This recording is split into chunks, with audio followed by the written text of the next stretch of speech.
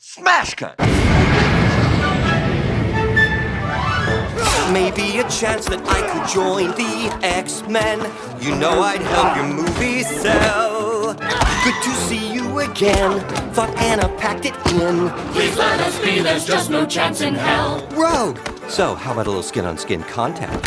Y'all thought this was a bright idea? He doesn't even have an X-Men uniform. Beast, so meta! So, Belle's still giving you blue everything? Look alive, X-Men! Logan, if you wanted someone to impale you... Get out of my way! Hey, Jubilee, we'd get cool matching earrings.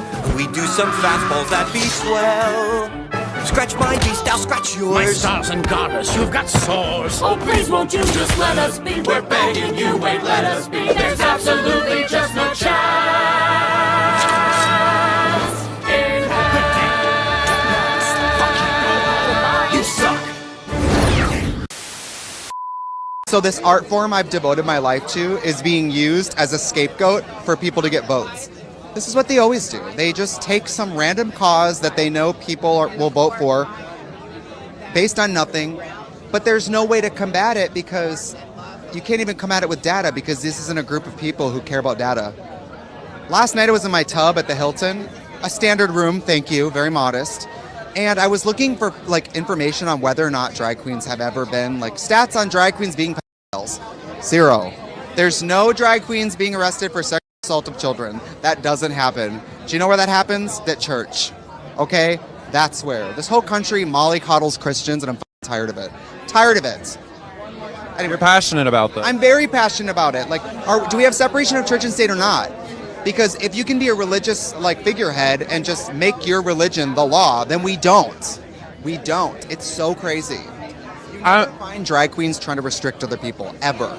Ever. Ever. You just want to live. Leftist ass like corn on the cob. I'm ready. I will eat your ass. I will eat your leftist ass like corn on the cob. I'm ready. I will eat you. I will eat your ass. My children aren't going hungry. I'll do it. I'll drink your blood. And I'm starting to think about having to eat my neighbors. You think I like size it up? I'm gonna haul him up back chain. Chop his ass up, size it up. I'm gonna haul him up back chain. Chop, chop, chop, chop. I will eat your leftist ass like corn on the cob. I'm ready. I will eat your ass. I will eat your leftist ass like corn on the cob. I'm ready. I will eat you. I will eat your ass. I'll barbecue your ass flat. I will cook your ass up so fast and I'll tell them, oh, I killed a cow out back, baby. You think Christ would eat somebody? He would never do that. I will. I'm ready to hang them up, gut them and skin them and chop them up. You know what? I'm ready. I will eat your leftist ass like corn on the cob. I'm ready. I will eat your ass. I will eat your leftist ass like corn on the cob. I'm ready. I will eat you. I will eat your ass. I will eat your leftist ass like corn on the cob. I'm ready. I will eat your ass. I will eat your leftist ass like corn on the cob. I'm ready. I will eat you. I will eat your ass. That's why I want the globalists to know. I will eat your ass first.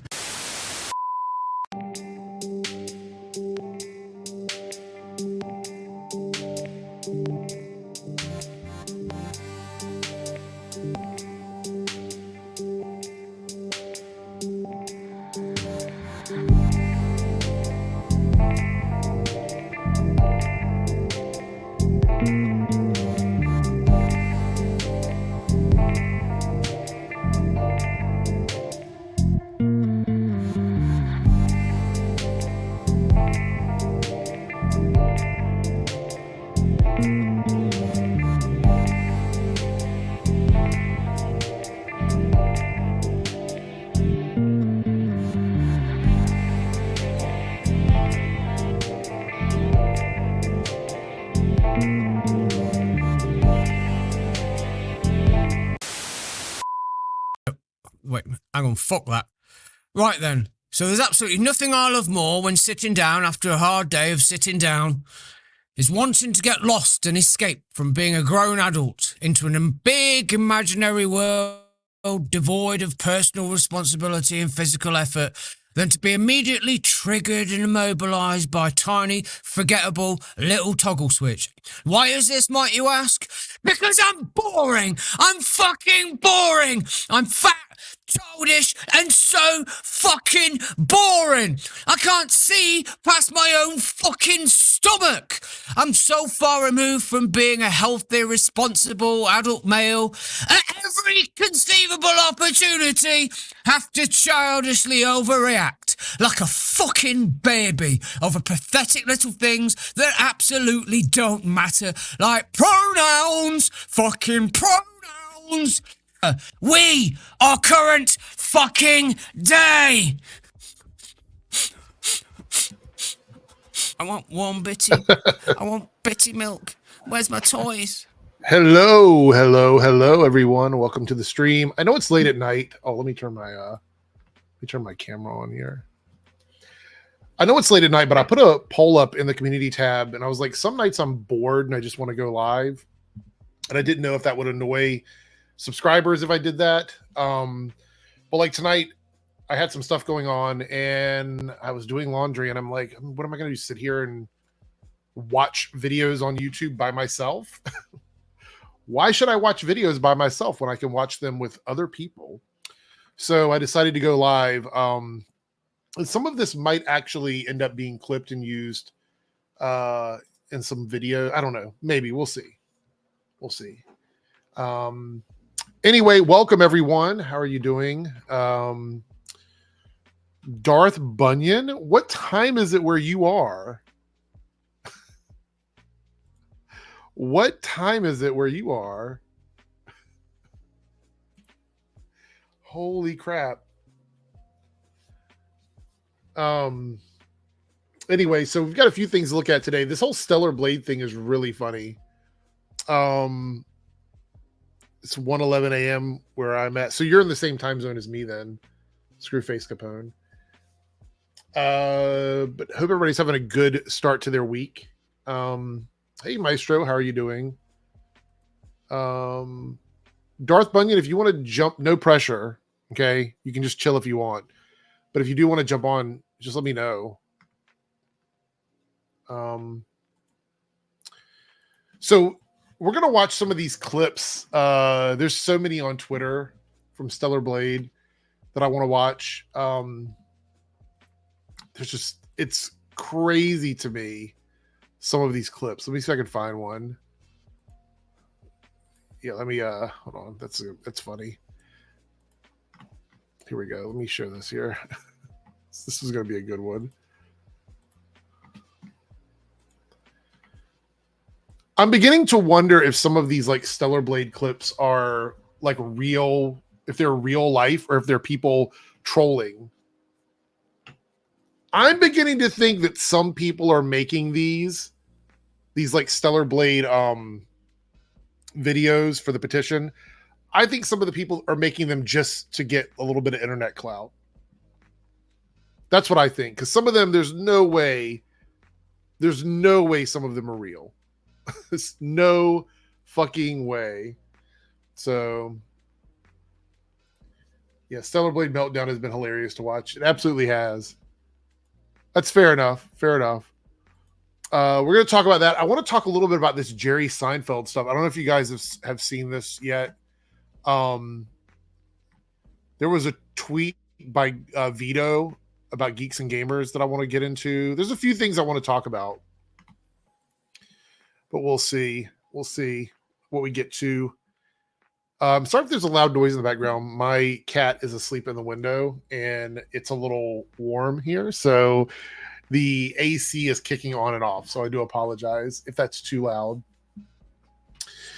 All right, let's take a look. Here's one.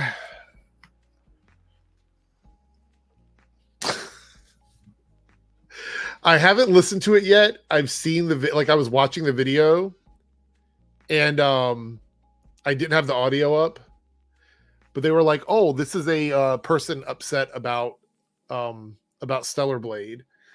And so I was like, okay, it's 28 seconds long. What is this clip going to be? And I'm really hoping that it's okay for YouTube. All right, let's see what this clip is. Does this look like the body of an incel? Does this look like the home gym of an incel? Does this look like the wife of an incel? I've been a Young Tae Kim fan for 20 years. This is my deluxe Magna Carta. Stop the censorship. We're tired.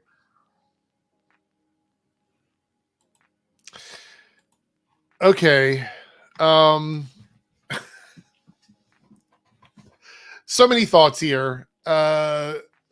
First of all, if you're going to make a video to put on the internet for the whole world to see, and I can say this about so many people who make videos and stream on YouTube, so many people, if you are going to be making videos to upload to the internet for the whole world to see, clean your fucking space up.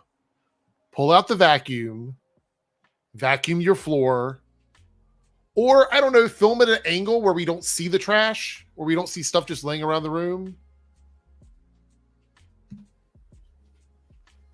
Maybe that's a good idea. Does this look like the body of an incel? Does it just, oh my God. These are interesting. Let me see. There's some other ones here. Let's see. Had some of them saved.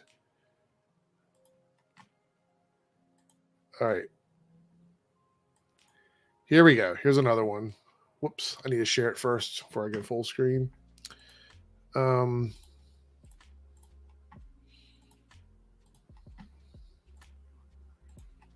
we go. All right. So what do you think this person is going to say about Stellar Blade? What do you think they're going to say?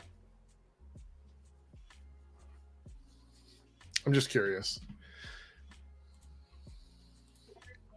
I am signing this petition to counter the woke taking on beautiful video game ladies. Beautiful video game ladies should stay and should.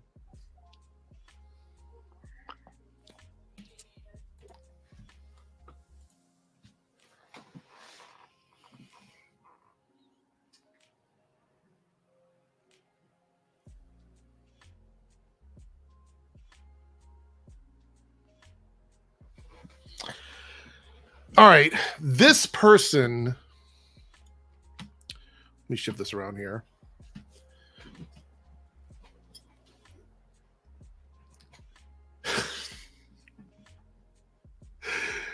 This person decided to eat their, I think that's Mai from SNK, right? Is that who that is? I think it is. I think that's a character from King of Fighters. Possibly, unless there's another character that looks like that. I could be wrong. So he's biting her. He's biting her. Let's watch it one more time. I just think we need to sort of take this in because I have a few things to say about this one.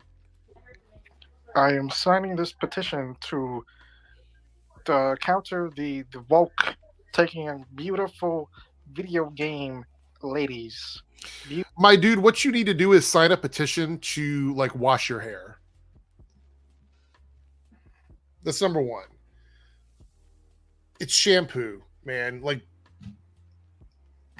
get up, go take care of yourself a little bit. By the way, does anybody think that Eve looks bad? Did they make Eve ugly? Is that what, did I miss that part? Did I miss the part where they came in and they made Eve an ugly character? I don't think they changed any of the design of Eve. I think Eve looks exactly the same, right? Okay, let's go. I want to see the rest of this again. Video game ladies should stay and should.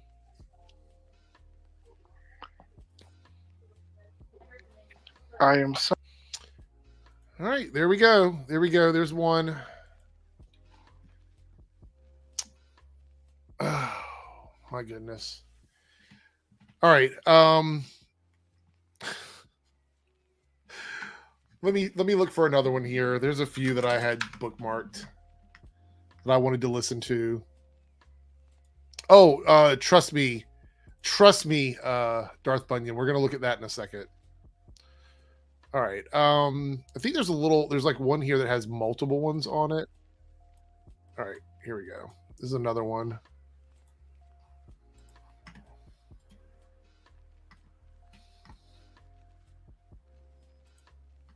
LowWaterMark, good to see you. People could benefit from simple things like getting up, making their bed, cleaning their room, showering, and anything else that is self-care as a place to start their day. Yeah. I don't know. Are you on BTM stream, LowWaterMark?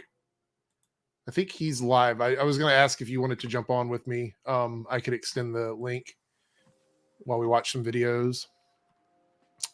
Let's do this here. Present this one. Where's it at? Oh, right. No, not that one. Where'd it go? Yeah, here we go.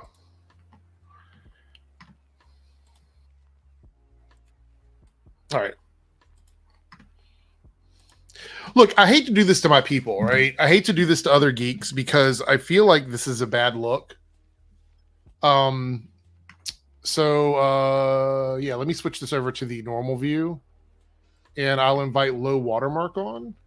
I want to let everybody know before I bring well, actually I'll bring him in and then I'll tell you guys how I met LowWaterMark. I've been trying to connect with him on different nights, but I work really weird hours. I dropped the link for you, LowWaterMark. Meister said, I've seen criticism that she's less stylish and boring compared to some of the other characters, but not ugly, and that was there before the changes. I have some pictures we're going to look at with the costumes. And we can, we'll take a look at that and figure that out. By the way, there's new emojis for team members. If you are a team member, there's a couple of you guys in here now. If you are a channel member, you've got some custom emojis that were just added. There's more coming, and you've got new badges as well. If you see next to your name, you should have badges for the channel that I added. So thank you guys for being supporters. I do appreciate it. Let's see here. So we're going to look at the petition. They haven't even managed to reach their goal on the petition, which, considering the grassroots, nature of this boycott, not boycott, whatever it is, you would think that they would have easily reached their goal on the petition, right? You would think that it would have been an easy goal to reach, considering the vast amount of people that were going to buy this game. Because gaming, we're talking about billions of users, billions of users playing the games, and they should have been able to reach that goal, I feel like. So I want to welcome to the show LowWaterMark, everyone. Hey, LowWaterMark, thank you for being, this is the first time on my channel, so thank you for being here. Hey, Eric, how are you doing tonight? I'm doing great. Hope you're doing well also. So LowWaterMark, this is, I want to tell everybody before we watch this next video here, I'm going to pull that down. So LowWaterMark, if you guys don't know, I guess some people on the channel may not know this, I tend to gravitate around YouTube and go into different spaces. I don't like being in an echo chamber. I like to hear other people's opinions. And so I try my best to make myself sort of available and present in other spaces. And LowWaterMark is, I think I met you in Dave's channel, is where I first started chatting with you. And ran into LowWaterMark over there. I've been on Dave's channel a few times, and we've had a chance to talk over there. But LowWaterMark is someone that probably is like, doesn't share the same, like, I guess, I don't want to say beliefs. Beliefs feels like so spiritual. Like, socially and politically isn't necessarily aligned with a lot of the people that would watch the channel. Is that a fair assessment? Yeah, I would say so. Okay. But very clearly open to chat and not someone that is putting up a wall, which I like. I like when people with two different points of view have an opportunity to talk. So I'm glad you were in the chat tonight. Well, and I like the fact that I've been watching your videos and some of your streams, and I like the fact that you look at things intelligently and you don't just settle for the easy answer. You're not, it doesn't look like you're trying to work the algorithm. It looks like you're analyzing things. And I like when you EFAP the videos of whoever you're doing. It doesn't matter what their beliefs are. And you actually start to dissect the things they're saying. Yeah. I think if I can just go for a minute here or so. Yeah, go ahead. Yeah, take your time. I think that, well, let's see. I lost the thought as soon as I said that. So I was watching like the Melanie Mac one, all right, where she was talking about how the main thrust of her argument was, why not have pretty people in media, video games, whatever, it doesn't matter which one. And that's a thought that I agree with. Why not have beautiful people, people better than ourselves, something to aspire to daydream about, if I'm going to be in a fantasy, I don't want to be me in a fantasy. I want to be better than me. All right. Okay. So I look at that and say, sure, that's good. But the problem with their videos, the people who make videos like that, is they have a premise that sounds sound, that you can say, sure, why not have pretty people? And just leave it at that. But then they throw in all these side arguments. All right. And so she was saying, well, a beautiful person in a video game or a movie or whatever has never caused anybody any harm. It doesn't make anybody feel bad about themselves. It doesn't make them feel depressed or anxious or whatever. Now, it's very easy for a pretty girl to say, nobody ever feels bad. She's a good looking girl. Okay. So she's never probably had that type of problem. She certainly speaks as if she hasn't, because she doesn't believe it exists. So you take 1 minute and you do a couple of searches, you find 2 different pages that say, well, in these studies, the people in the sample group, 10% of the women in this sample group actually do have thoughts that are negative of themselves in some way, whether minor or major, and they do have issues with beautiful people, beauty standards they can't stand up to.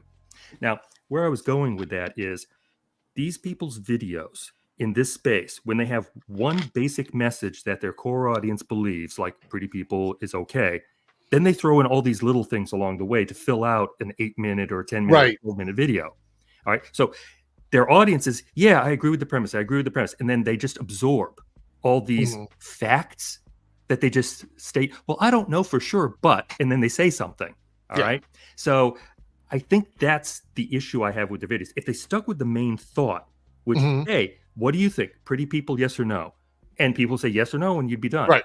But don't throw in these facts that it's never hurt one woman in the world. No one has ever Minecrafted themselves or whatever because they couldn't stand up to beauty standards. So they suck you in with the basic message, and then they spew out nonsense, and people just suck it up because they like the basic message. Yeah. And I wouldn't have an issue if someone made a video where they're like, I like pretty people in games and I want to make sure they all look pretty because that's what I like to do. What would I be debunking in that video? Nothing. I wouldn't be debunking anything because people play games for various reasons. I could play a game because I like the character. You could play it because you like the world. Maybe somebody likes a single player game. Maybe people like a multiplayer game. Like, it really just depends on what you want. There's nothing to debunk there. But the issue I have with people like Melanie Mac, and I try not to group everybody together because there are like different levels of I guess, this online grift, is that Melanie Mac strikes me as someone who doesn't know how to, I guess, back up a lot of her claims. She just doesn't bother to look anything up. So she says things and then she just kind of runs on with it, sort of like what you were saying.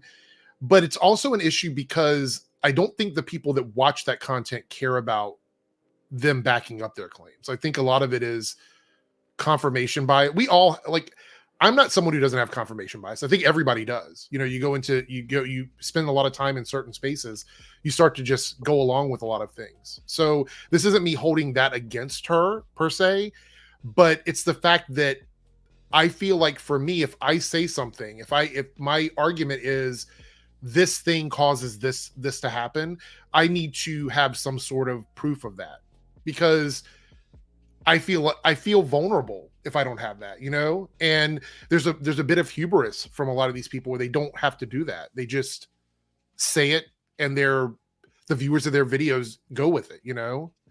Yeah, they get in on the initial message, and then they just take the rest of it for granted.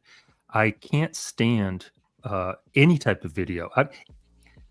The time I've been watching YouTube is interesting. All right, I started watching traditional entertainment, and somewhere along the way, I got into YouTube, watched clips basically of TV shows and stuff, and I ended up watching reacting channels. You know, where people literally just watch something and say almost nothing about it. And as I'm going through all of this, time and time again, the people would always say, "Well, I don't know anything about this musical group. You know, put in the chat, you know, if you give me their history or something like that." Yeah. I say, "What the heck? You went out to make a video about something and you did zero? You just heard, oh, here's a fun video to do a reaction to. For instance, do you know the musical group Cranberries and their song Zombie?" Yeah. All right. There's a 2 to 3 billion view video of that particular music video. It's a very important thing. It's about the troubles, as they called them, in Ireland, between England and Ireland. It has a huge story behind it. The video itself has children mock fighting. It's those soldiers walking through the city with their guns out and all of this other stuff. It's really important stuff. And you listen to the song and you understand what Dolores Riordan was trying to get out there as a message. That is a significant social event. And then I watch people reacting to it and just like shaking their head up and down, listening to the beat. They're watching this, they don't see anything, they don't know anything. Gee, I wonder what this is about. You know, is this about, you know, children playing? Is it, you know, and say, oh Jesus, you know, how can you not do basic research? And to me, that one bothers me because that one is very important. You know, it has I get social implications and so forth. So, but anytime somebody says, let me know in the chat if I should know more about this. Yes, it should know a lot more. Wouldn't that add a little flavor to your video if you like did the react and then you looked it up and said, "Oh wow, this is what the song was about. Now it means so much more to me," or something like that. Yeah. You add that extra layer to it. I blame a lot of that on TikTok. Honestly, I think TikTok is a very, you know, get through the content as quickly as possible kind of format, and I see a lot of that coming over to YouTube where people are doing the short form content and trying to make it work. I've always thought of YouTube as like a long form content site, because I tend to gravitate towards people that if they have a lot to say, I want to sit and listen to what they have to say. But the TikTok thing has also affected my job as a DJ. I like producing music and stuff. Is a lot of the music that used to be like longer songs, like you would hear a radio track, it's like 4 to 5 minute long songs or whatever. Now everything is like a minute 50, 2 minutes sometimes, and they took out bridges. Like songs don't have bridges anymore. It's just you know, verse, chorus, end of song. And they're doing that because they want to fit those songs into like a 3-minute TikTok video. So I feel like that's kind of affected the way people make content on YouTube as well. So they're trying to apply that here. But as you said, YouTube rewards 8-minute videos. So if you make an 8-minute plus video, you get additional ads running in that video, you know? It's not a big secret. I think a lot of people know that. So, no, I agree. I when you were just talking about songs too, that's something I regret as well. And I'm an older person myself. I'm approaching retirement age here, and so I remember epic songs, long form songs that told a story. Best one I can think of off the top of my head is "The Wreck of the Edmund Fitzgerald" by Gordon Lightfoot. Yeah, I love Gordon Lightfoot. It's a story song about that ship that went down, you know, and they would never make, I don't think they would make something like that today in music. No. I mean, unless it was for something special, but not for, I haven't listened to the radio in years. Maybe, I don't know if you have or not, but I don't know what they play. Is it all just, well, I mean, I have to because it's my job. So I have to keep up with like the popular music, but it's very different from like the older stuff. Like you go back to like the 70s and 80s, which was kind of the music that I grew up on. even like obviously the early 90s and stuff.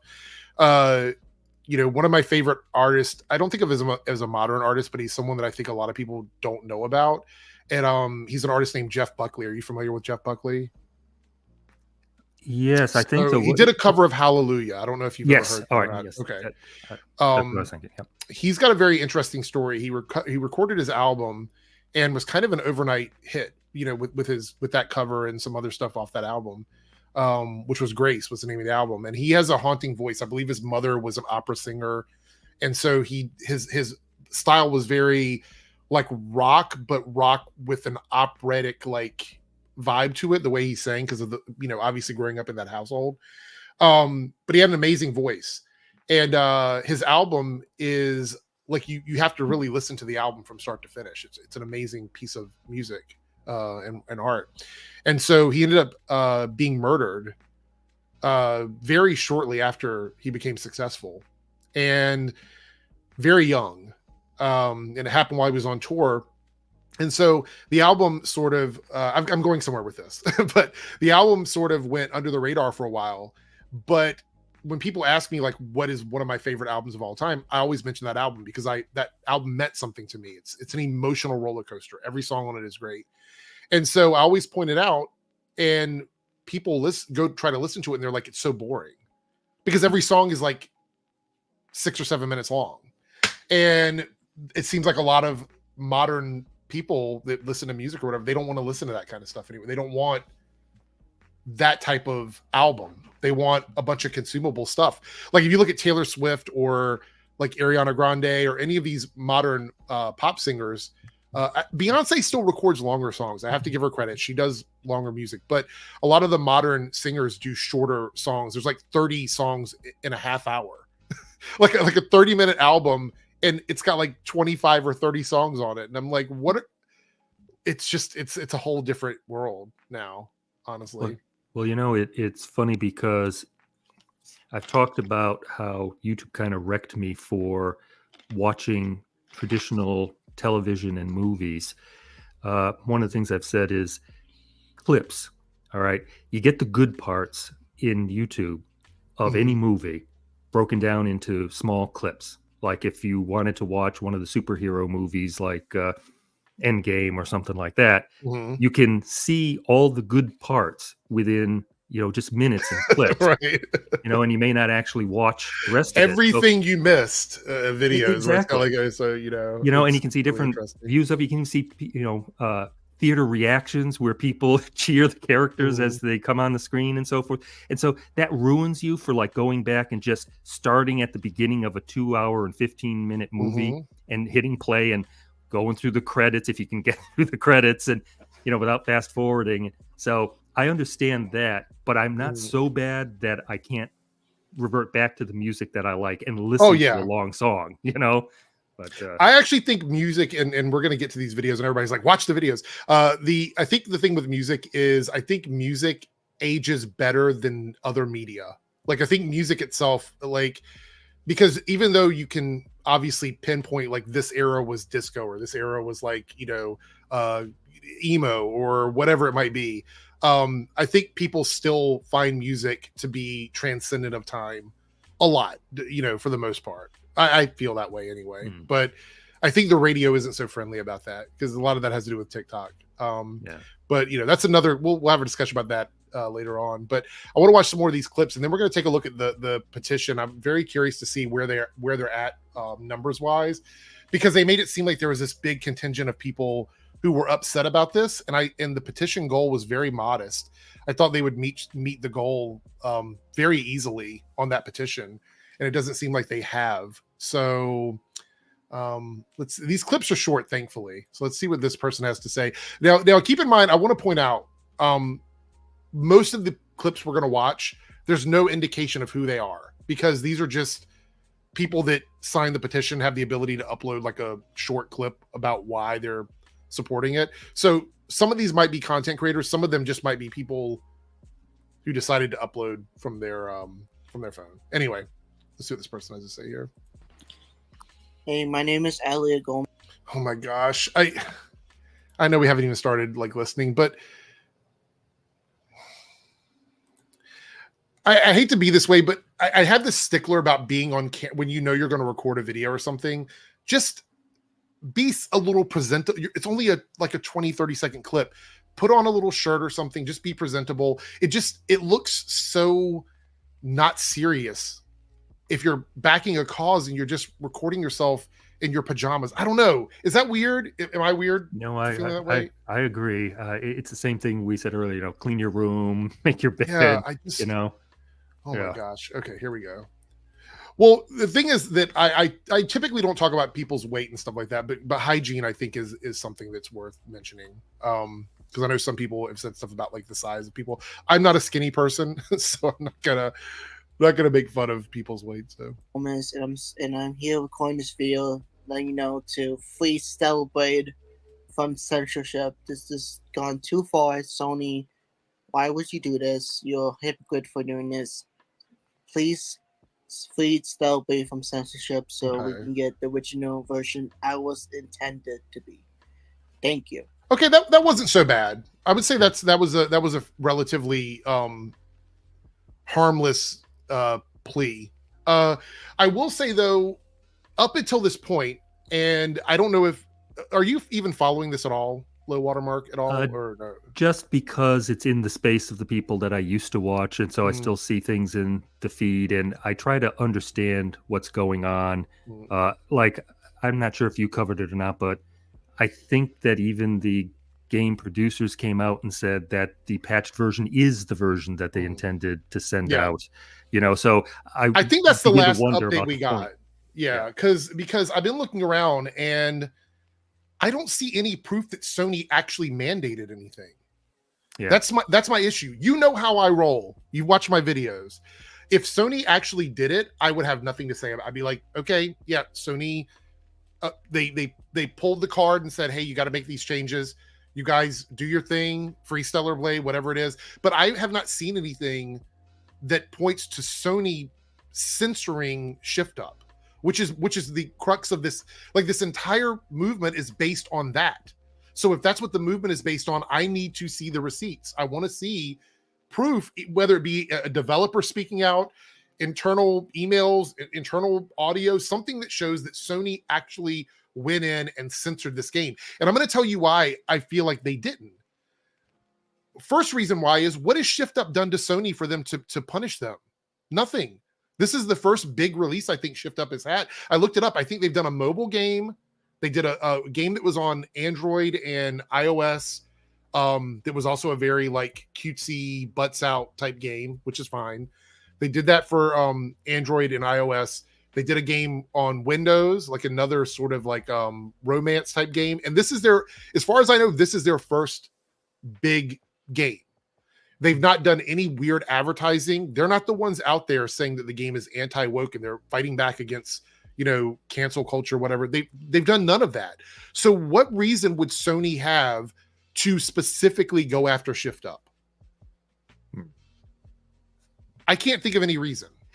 Personally. No. And if the funny thing is, if the petition quote wins, how would we even know if the developers are okay with what they put out? It's almost a silly thing to go for if they don't have the facts straight on what it is they're trying to accomplish, if there's anything to accomplish. Yeah. Okay, so let's take a look. The rest of the videos are on the actual page, the petition. So let's take a look at that. I think it's important to at least look at the numbers and see where they're at. So here we go. This is I'm going to try and make this a little bit larger. I don't know if these pages blow up. Yeah, there we go. That's good. All right, so this is the Free Stellar Blade, the page created on, what is it? It's on change.org. I want to say this. I don't think I've ever, at least not in recent times, and maybe you might know it, LowWaterMark, but I don't think I've ever seen change.org make a massive change to anything, right? Not that I've heard of. I think it's just a place where people get to feel good about, backing something, but I don't know that any great victory has ever come out of one of these. Yeah, I think it's great if you're trying to show, like with this, maybe show that there is some support for it, but I don't think there's any change.org when it comes to stuff like this, I think is a pretty surface level thing. Like, I don't think it's that deep. You know what I mean? But down here, so this is Grums. I'll be the first to say I'm not a fan of Grums. I think he kind of went off the deep end for me a little bit. He started out with some like legitimate complaints, but now it's gotten like a little weird. I will say this, and I want to make this very clear because somebody on Twitter asked me about this. The joking about like putting a hit out on someone, that's never cool. That's never cool. I don't condone that. I just, even in like the idea of humor, we've said humor subjective. We've gone back and forth about this. I think in this space where things are so chaotic and you know, I don't know, if somebody were to take that seriously, and we know that people have like short fuses,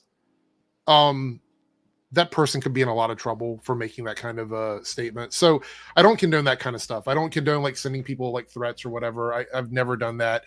People have free speech. If you want to be that person and that's the way you roll, go for it. But I would say the same thing if it were someone sort of on my side of the aisle. You could say I don't agree with Mark Grums most of the time. Again, most recently he's kind of gone off the deep end. But I don't think it's cool to do that. And it actually doesn't help. Let me explain to you. Stuff like that doesn't help, because if we want to fight back against the kind of stuff that Grums does and we feel like he's wrong, doing that kind of stuff isn't the way to do it. And I know people get mad. I know people get angry. But you have to sort of understand that there are ways to counter someone's argument without saying stuff like that. Well, yeah, I mean, you don't have a clear argument if all you can do is either insult or threaten. I mean, yeah. If you don't have an intelligent argument, don't just, well, you're an idiot and you're dumb and you're fat and you're, or, hey, I'm going to X you. Just ad hominem attacks everywhere. Like you're every, help. Yeah.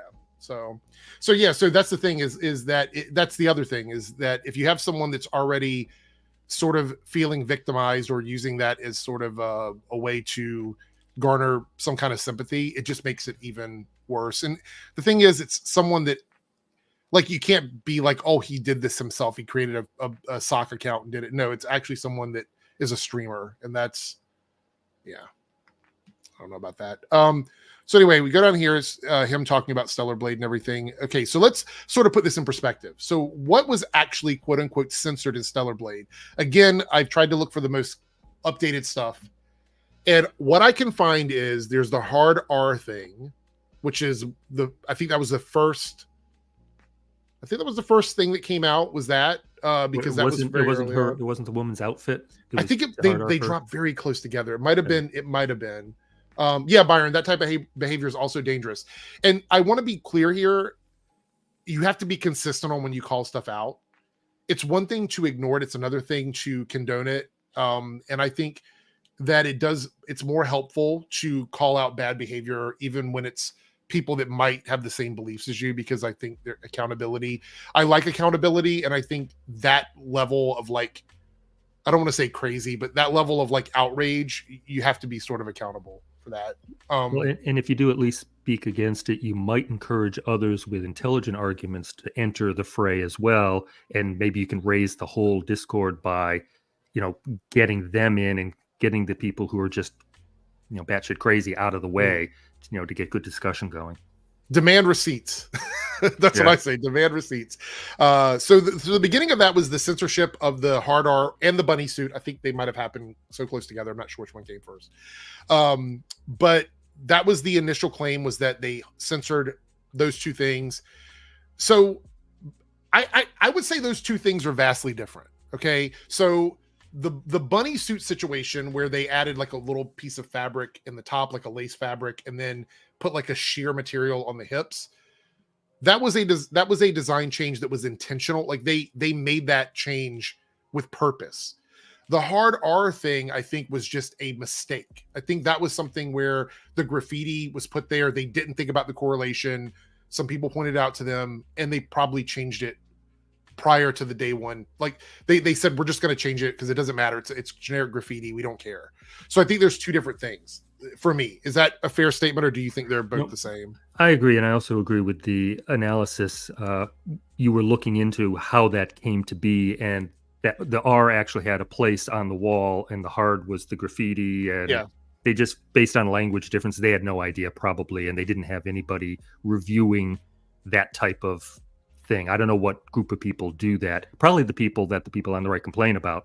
The people who review things that say, that might be problematic. Oh, absolutely, yeah. But see, the thing was they didn't have a consultation for that. Was one of the reasons why a lot of people were supporting Stellar Blade, because they didn't have, as far as we know, there was no consultation firm attached to this game.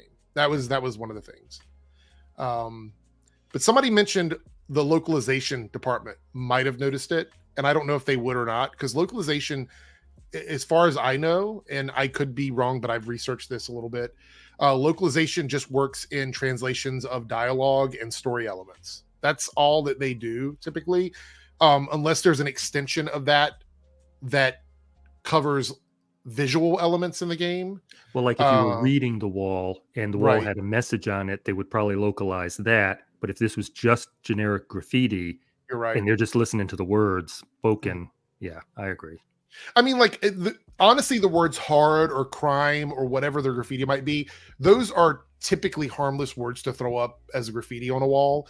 But it was just the combination of the two. And I see a lot of people, and at the very least, I have to give credit. Some of the people in the grift space did say that they could see why people would put those two things together and consider it to be sort of like a play on words, and that it made sense for them to change it.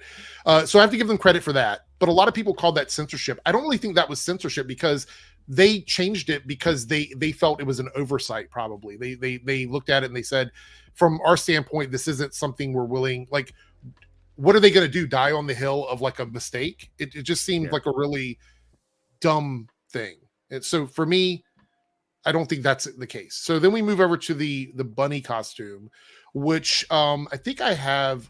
Do I have it here? Yeah. So I have. Let me stop sharing that and share this instead.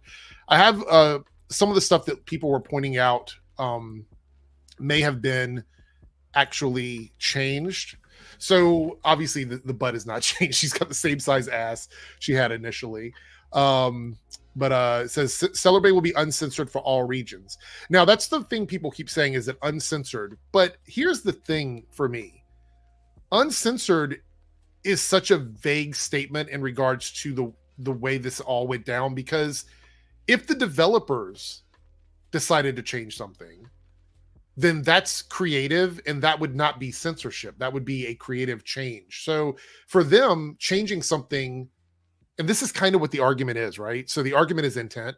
So if they changed it because they thought creatively it was what they wanted to do, then that's still considered uncensored. It's just a change in the design of the game. Right. But then there's the Sony element. Did Sony mandate that they have to change them? Now, to be fair, this game is rated M.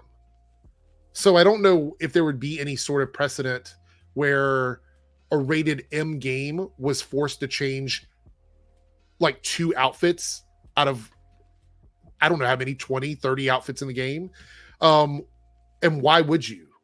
Like, what would be the purpose of just censoring one swimsuit but not another one? It doesn't seem... See where I'm going with this? This is why I have an issue with it, right? Okay, go ahead. I don't want to cut you off, LowWaterMark. Go ahead. No, that's just what I was thinking about, that I don't see a difference between going for that bunny suit outfit from one to the other without changing other outfits in the game. Doesn't really seem to make I believe sense. this is the bunny outfit. Sorry, I just want to point that out. I think this was the bunny outfit, or the one that was changed. Yeah, I mean, all right. So yeah, I get it. Maybe they just said, the big one there on the unpatched disc, that's a little much. Is that even slightly practical? None of them are practical, but you get what I'm saying. I understand. The patched default up at the top is more sensible. It's still a sexy looking woman, so there's no big issue there. So yeah. And then there's a variant with the variant looks almost more sexy than the changed patched suit. Like, it seems like it's a little bit more sheer up at the top than the patch suit is. I don't know. Either way, look, I'm not going to fault people for saying I prefer the other swimsuit, right? It's all comes down to like what you like. So I get that. If you were like, I just want the other swimsuit, that's my take on it. Okay, cool, no issue. But that's not what's happening. What's happening is people are saying they were forced to change the swimsuit. And I just don't see why this would be the thing Sony would point to and go, you have to put lace over the middle of the boobs. You have to put a little bit of material on the legs, but then you can make a variant where the lace is completely see-through again. Well, in one of the discussions by the people in the space supporting, so this is all censorship and so forth, they said, well, you know what? They missed other outfits that are even sexier than this one. Yeah, they did. They actually said that. So how can they believe it's censorship? Yeah, look, here we go. Yeah. So Sony messed up. They only censored one outfit. I mean, that's silly. So yeah, I mean, look at some of these. Yeah. Some of these are ridiculous. Look at the purple and the black and the red one. Like, they show way more skin than that swimsuit was showing. Yeah. And then, like, the one up in the corner, the one that's like the red and white outfit, the boobs are literally like smushed together. I mean, I don't believe it was if it was going to be censorship, we would have seen all of these things covered up. Yeah. So I just don't see why they would pick that one thing. And again, even going further back in my initial statement is, why would they go after Shift Up? Why? What would be because some games journalist didn't like the game? So they're going to punish the studio? That doesn't seem right, because Sony would have made a bunch of money. If this game was the hit that people were talking about, Sony stood to make a lot of money off of a rated M game. It seems a little weird for them to go in and purposely say, you have to change that swimsuit, put a little bit of lace over those boobs. But the other ones, you can leave ass out, tits out, everything. Now, the other thing I've seen is the blood argument here with this picture of like the way the blood looked or something. On the left was the pre-patch version, on the right is the post-patch version. Now, I can't speak to this. I play a lot of video games that are violent. So, again, I would question why would they do, because I played Baldur's Gate 3, extremely sexy game with complete and full nudity in it, and lots of blood, lots of gore. Why would Sony single out Shift Up and say you can't have that much blood on the character? Like, all the splatter can be there, but the blood can't be on the character. Is there, maybe I'm missing this, and chat, you can check me if you have to. I'm totally cool with that. I don't know. I don't think there's ever been a situation where Sony has had an issue with blood being on a character's skin that I can remember. I mean, we're talking about like Dark Souls and just extremely bloody games. Yeah, there has to be a reason for that. I mean, I'd like to know what it is in context of the story, because if we knew the battle around it, we would be able to tell how much blood there should be, and I would like it to be consistent with what should be, regardless of whether. So you're talking about like a clip, something we can see that actually shows like that. Yeah. I mean, if you were just standing by and a little got on you, that's one thing. But if you were right in the middle of it and you were hacking away at somebody or whatever's going on, you would be covered. So I'd like it in context. I don't care which it is. I just like it to be correct for the situation. Well, I could make a better assessment. Right now, I'm a little bit confused on this one, and you're right. I don't know which way to go. Meister says sometimes those ratings are different in other countries. That's a fair point. The gore and lewdness may have bumped it up from an 18+ rating in some places. That is possible, but then that goes back to their statement about being uncensored everywhere. So I feel like they would have probably. I hope that Shift Up would have done their digging to find out how far they could push the boundaries, or maybe that's what they mean when they said, because there was a video clip, we're not going to show it here, I did a video on it, but basically the development team spokesperson came out and said that the changes that were made were done in-house, like they made the changes themselves, and this is the product they wanted to release. Maybe they did find out during the development process that some of this crossed the line in certain markets, and they thought it was more beneficial to go, hey, we're just going to pull it back a little bit so that we can make sure that everyone has an opportunity to play our game, because they want to sell as many copies as they possibly can. That's the goal. So maybe so that would account for the bunny outfit, maybe. But then we just looked at all those other outfits. Like, I don't. Yeah, it's hard to say. So it does look like an artistic choice more than that. So that's my thing is, and I've asked several people before about their take on whether or not they believe it's censorship or not. And I feel a lot of people they're slightly confused over what censorship actually is, and they sort of just listen to the the typical channels that tell them it is. Censorship isn't the developers changing something. Like if they want to change something, certainly they can self-censor, but that's different from another person above them, another brand coming in and saying, hey, you have to change this. That's completely different. And if we actually see that Sony has done it, like Sony did mandate this and they did it specifically because they were trying to punish Stellar Blade for being anti-woke, which again, that sounds ridiculous to me. If that's the case, then I will totally be like, I was wrong. I have no problem admitting when I'm wrong. So there's that. Let's see some of these other videos. There was one here. Where was it? There was one here earlier that I looked at that someone pointed out. Was it this one here? Let's see.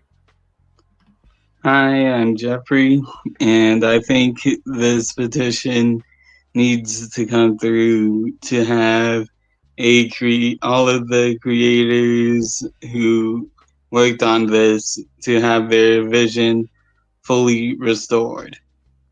Again, the only issue I have with that is this implication that the creators did not make the decision themselves. That seems to be the big thing, right? Is that fair? I think it is. And like I say, the video that you had played the other day makes it sound like the creators got exactly what they wanted. I'm wondering where the basis for all this is. I think it is honestly as simple as people on the right who like to object to stuff saw the change in the outfit and then later saw the hard R and said, oh my God, hard R, you know what hard R means? And they put two and two together and they created a shitstorm deliberately because that's what they do.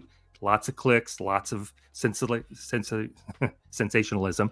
And they made an issue out of it, I think. And I think this got away. I don't think the game developer or Sony or anybody had any idea any of this was going. I think it's the people in the space who made such a big deal out of it. And then somebody got it onto the petition here. And now everybody said, oh, it's because of X. And nobody's going back to the source and saying, no, X is it's just made up. Somebody just made this up. I feel so. I don't feel bad for Sony. Sony's a very beneficial, like it's a very profitable company. They're going to be fine. I don't think it's going to really matter to them. People are like, oh, I'm canceling. Oh, that's the other thing I want to talk about, the boycott of it or whatever. I don't feel bad for Sony. I feel really bad for Shift Up and all of this because they just really wanted to make a game that they were proud of, and they wanted to put out this product that they could share with the world and hopefully have other people that enjoy the more sexy protagonist type character or whatever. That's their vibe.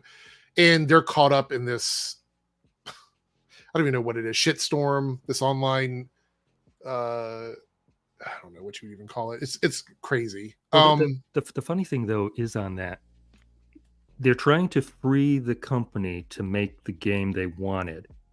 But at the same time, some people are calling to boycott it, which only hurts the company. Right. This is dumb beyond belief. Yeah. So Fallen Gemini here says that I agree with LowWaterMark. There's another game that is getting flack from the alt-right because the translation is by done with someone with multicolored hair. So are you talking about, what is it, Hades? Is that what it is? Hades 2 or something? I don't know much about that game. Is that just tell me what game it is? I'd love to look into that, Fallen Gemini.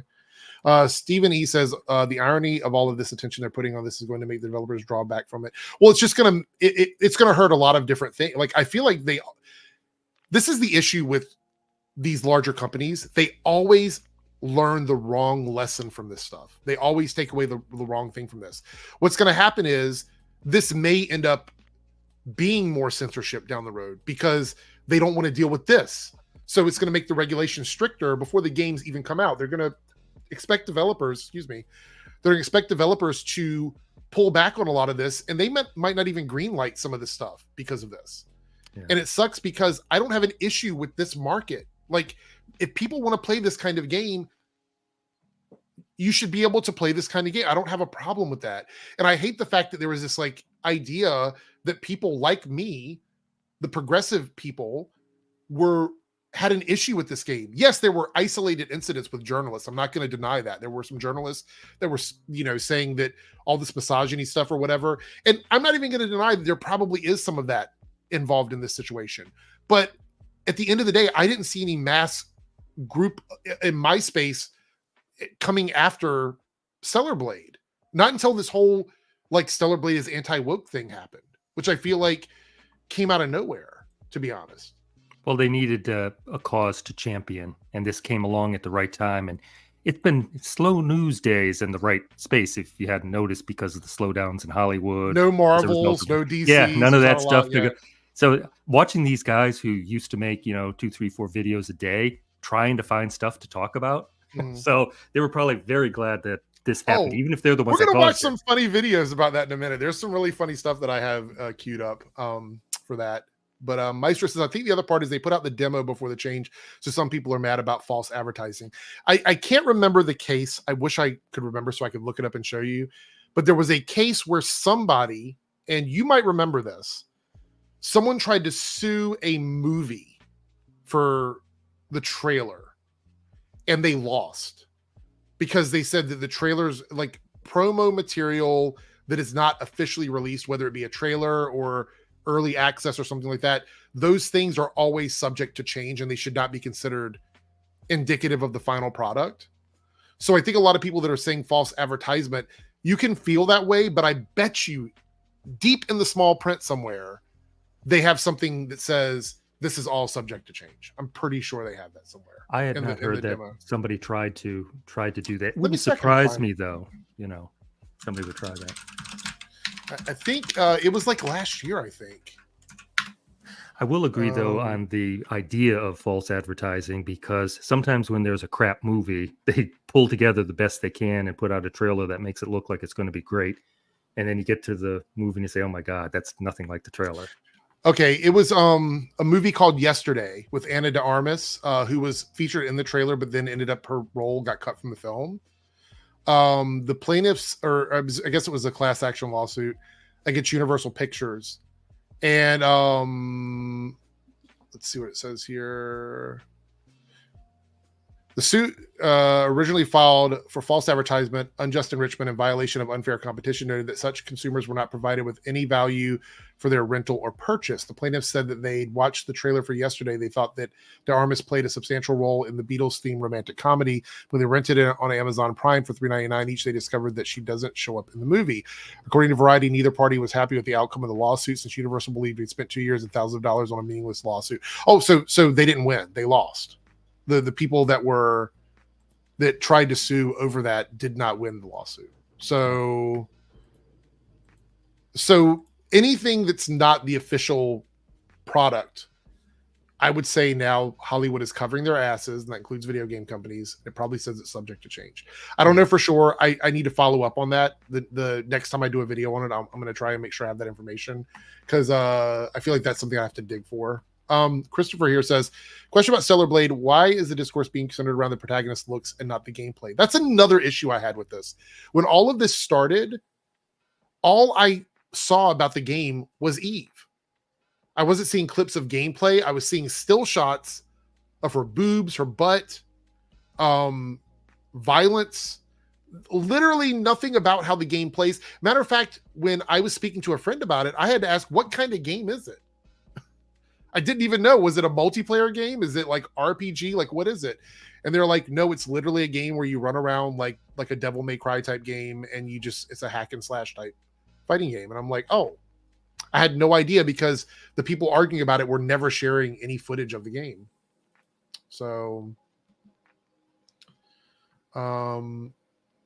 so Fallen Gemini says, I didn't look deep into it, but the comparison screenshots were just localization differences as part of the course for English translation. That's another argument, is about like translations now and the wokeification of translations.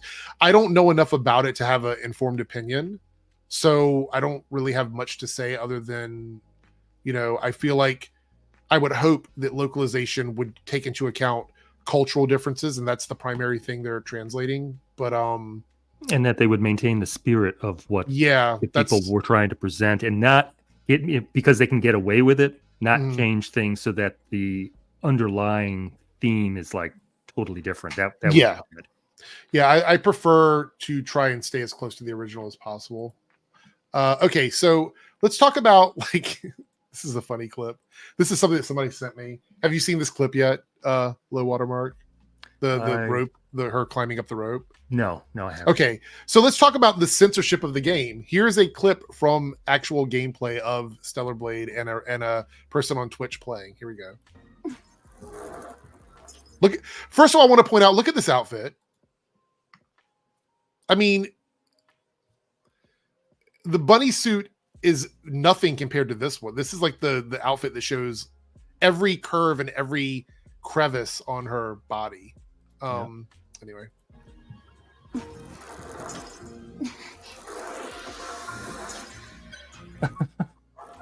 This is funny. I fell off.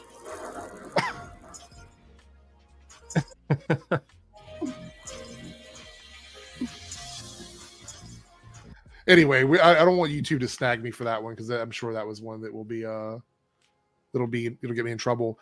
But again, censorship where? Yeah. Where's the censorship? I mean, like it's again, I think you're spot on about the lack of things to complain about, because we know Marvel has one movie coming out this year, which is Deadpool versus Wolverine, or Deadpool and Wolverine. And that movie, I hate to say this, I don't think any amount of astroturfing is going to make that movie fail. If it's a good movie, it's going to make a bunch of money. So I don't foresee that as being a thing. The other movies are Venom 3 and Kraven. And we know Kraven's going to be dog shit. I think pretty much everybody, no matter what camp you're in, is like that movie's probably going to be bad. Venom 3, I haven't even seen anything on that movie. So yeah, see, that is the default costume. So the default costume is the one that looks like literal skin. So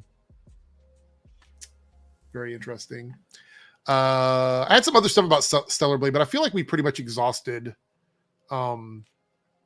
everything on Stellar Blade at this point, because I don't think there's enough information for me to really debunk anymore. It's literally every argument hinges on Sony forcing shift up to change, and I just don't see any proof of that anywhere. So, and we're not even sure what kind of resolution is going to come out. I mean, nobody. Yeah. If the developers did their thing the other day, that may be all that they're going to ever do. So this could just hang out there now. That would be that would be perfect for the Grift channels. They'd love that. Yeah. So I want to share this. This is Vito. Are you familiar with Vito, like Dick and Vito? Are you familiar with it? Okay. So Vito shared this and he goes, I have to side. Let me share it on screen. I have to side with Geeks and Gamers today. If you're going to port a game, port it as it is. This would be like re-releasing a movie and changing dialogue you don't like. And so I looked into this because I wasn't familiar with this video. Apparently there's a Paper Mario re-release coming out and they changed some, I guess, dialogue in the game. Nintendo did. So I watched the video and I was going to do a debunk video on it, but I don't have to because Jeremy debunks it for me within like the first 2 minutes of his video. We'll watch the video together. He admits that he makes a statement and then he admits that there is no outcry about it, which is kind of weird. I think it's less than a minute into the video. Hold on, let me get it started here. All right. Stop share, present. All right, here we go. And I think I'll make it full screen. Why not? Why not? Did you see that he finally got a puppet? He was begging for a puppet and they made a puppet. Yes, yeah, I saw his puppet. He better puppets could be coming for him than that, but it was not bad. I feel like it was sort of a gimme, like he was just doing it to sort of give him one little thing so he'd stop crying about it. Okay, so this is a 4-minute look. By the way, I have to give people credit. If you don't have more than 4 minutes of stuff to talk about, then just make it a 4-minute video. Like don't pad it up. Jeremy's actually pretty good at doing the shortest of the videos. Yeah, like I don't mind debunking his stuff because it's so short. I'm going to pitch him up a little bit though. We're going to go to 125. I can't do normal speed most of the time. I don't even watch my own videos at normal speed. I totally condone you guys pitching me up. Pitch me up to 2x. Might as well. So anyway, so I watched this and within the first minute, he makes claims that there was that Nintendo did this because of public, I guess, pressure. But then he goes, I didn't see anybody complaining about it. So once he did that, I'm like, there's no point in me debunking this. He basically just said that there was no outcry. So anyway, let's watch the clip. The nonsense has reached a place that is truly hard to comprehend. But again, here you have a bunch of unattractive, fat people with pronouns in their bio being fake offended over something that no one has ever been fake offended over before. Okay, so that's his claim, right? That this change is because, what is it? Fat people. What did he say? He's a lot of words there. Fat people with pronouns in bio bios, yeah, are offended by this. So that's the setup. So apparently this is leading into like, this is why Nintendo changed this, because people were upset about it, right? And that's the lead up to it. Here we go. In a game that came out in 2004, but because it's getting a remake and because they can get attention for it, suddenly they're going to pretend to be offended. And Nintendo, of all companies, is bending the knee to this Okay, so there he goes. People were offended, and Nintendo is bending the knee. That's the claim, that Paper Mario is being changed because offended people have pressured Nintendo into bending the knee. So let's see where he goes with this. And I can promise you we don't have to watch much of this because he's going to tell on himself here in a second. Nonsense. Right here it says Nintendo censor scene of enemy Goomba's cat calling female party member from Paper Mario the Thousand Year Door remake. Paper Mario the Thousand Year Door came out in 2004. Have you ever heard anyone cry about this? Have we ever heard any complaints? Of course you haven't, because it's ridiculous. And there we go. So if there's no complaints, then why did Nintendo change it? I don't, that's what I'm saying. Like, the claim is that Nintendo bended the knee to activism, but then he says here that he's never heard anybody complaining about it. Yeah, I don't get it. And you do know why he says Nintendo of all people, because these guys have been talking for a long time that Nintendo does exactly what they want. They don't listen to anybody. Right. You know, And, so yeah. Yeah, I mean, and the thing about it is that I'm not saying that they should or shouldn't change it. I don't really have much of an opinion because I didn't really like this game. But again, if they changed it because they wanted to change it, then that's something their company decided to do. If your claim is that activism forced them to bend the knee, but then you immediately say that no one's ever complained about it, then I would assume you're going to show me something in this video that proves to me that activism caused them to change it. So let's watch a little bit more and see where it's not a very long video. Let's see where he goes with this. yet here we are, and Nintendo bending the knee to this. And as much as Nintendo has been the gold standard for a lot of people, me included, they are not innocent in all of this. And just recently, we've seen stuff with Pokemon. Pokemon Company doubles down on wokeness with job listing for Director of Diversity, Equity, Inclusion, and Social Responsibility. We also saw the Pokemon Go controversy with the avatars, changing them. Now, regardless of how you feel about this, I saw a lot of people saying that Pokemon was doing it because they're desperate for money. I've got news for everybody. Pokemon is the most profitable IP in the world. I looked it up. They are the most profitable IP. They are far beyond like the MCU, Spider-Man. They are by far the largest and most profitable. Actually, I think I had a little, let me see if I saved it in my bookmarks here. There was like a little sheet that had like everything on it, and I found it and I was like, I need to save that. And I probably didn't. But you guys can fact check me on that one. I'm absolutely right. But they are the most profitable IP. Yeah, I don't have it saved. Let me double check that. Value of Pokemon brand. Okay, the Pokemon brand is valued at $92 billion. So I just want to be very clear here that any changes that they make is probably not due to desperation. $92 billion. Now, you can disagree with them with their business practices. Everybody's entitled to do that. I could disagree with anybody's business practice. You can determine where you want to spend your money, but you better believe that any grifter out there saying that Pokemon is bleeding money, they're valued at $92 billion. The company is valued at $92 billion. They are the number one most profitable brand in the world. So them over to... We're going to say... No, I just agreeing. Yeah. All right, here we go. Not have any real attractiveness whatsoever, because attractive women are a big problem. But so, Jeremy, are you trying to decide whether or not you think women are attractive in Pokemon?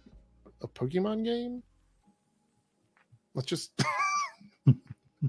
I'm just saying, like I don't think the purpose of that game is like Stellar Blade. I think it's a different market. Anyway.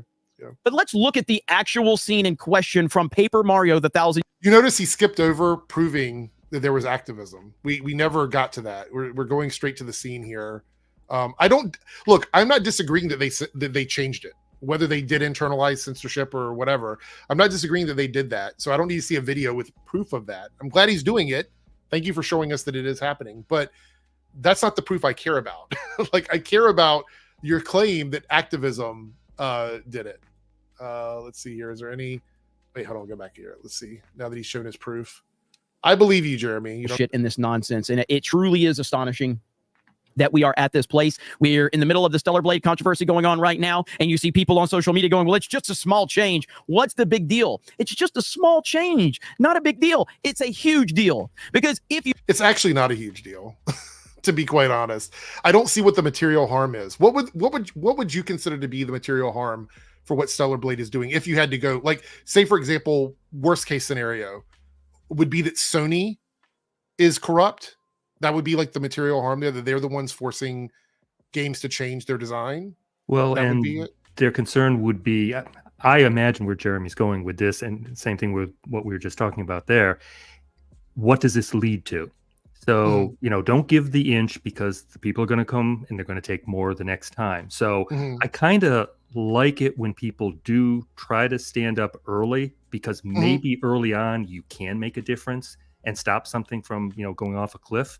So I'm not against the concept that, hey, let them get away with taking this out. What are they going to do to the next part of it? They're going to remove a whole character because maybe that character is not exactly, right for today.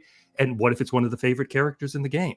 But we can't have that. So I agree that, take the battle to the front, and try to hold as much ground as you can if something's going to happen. Now, I don't know that it is, but if it is, I would agree, get out in front of it like this. Yeah, I wanted to hear your take on it. I feel like if my cat is, what are you doing?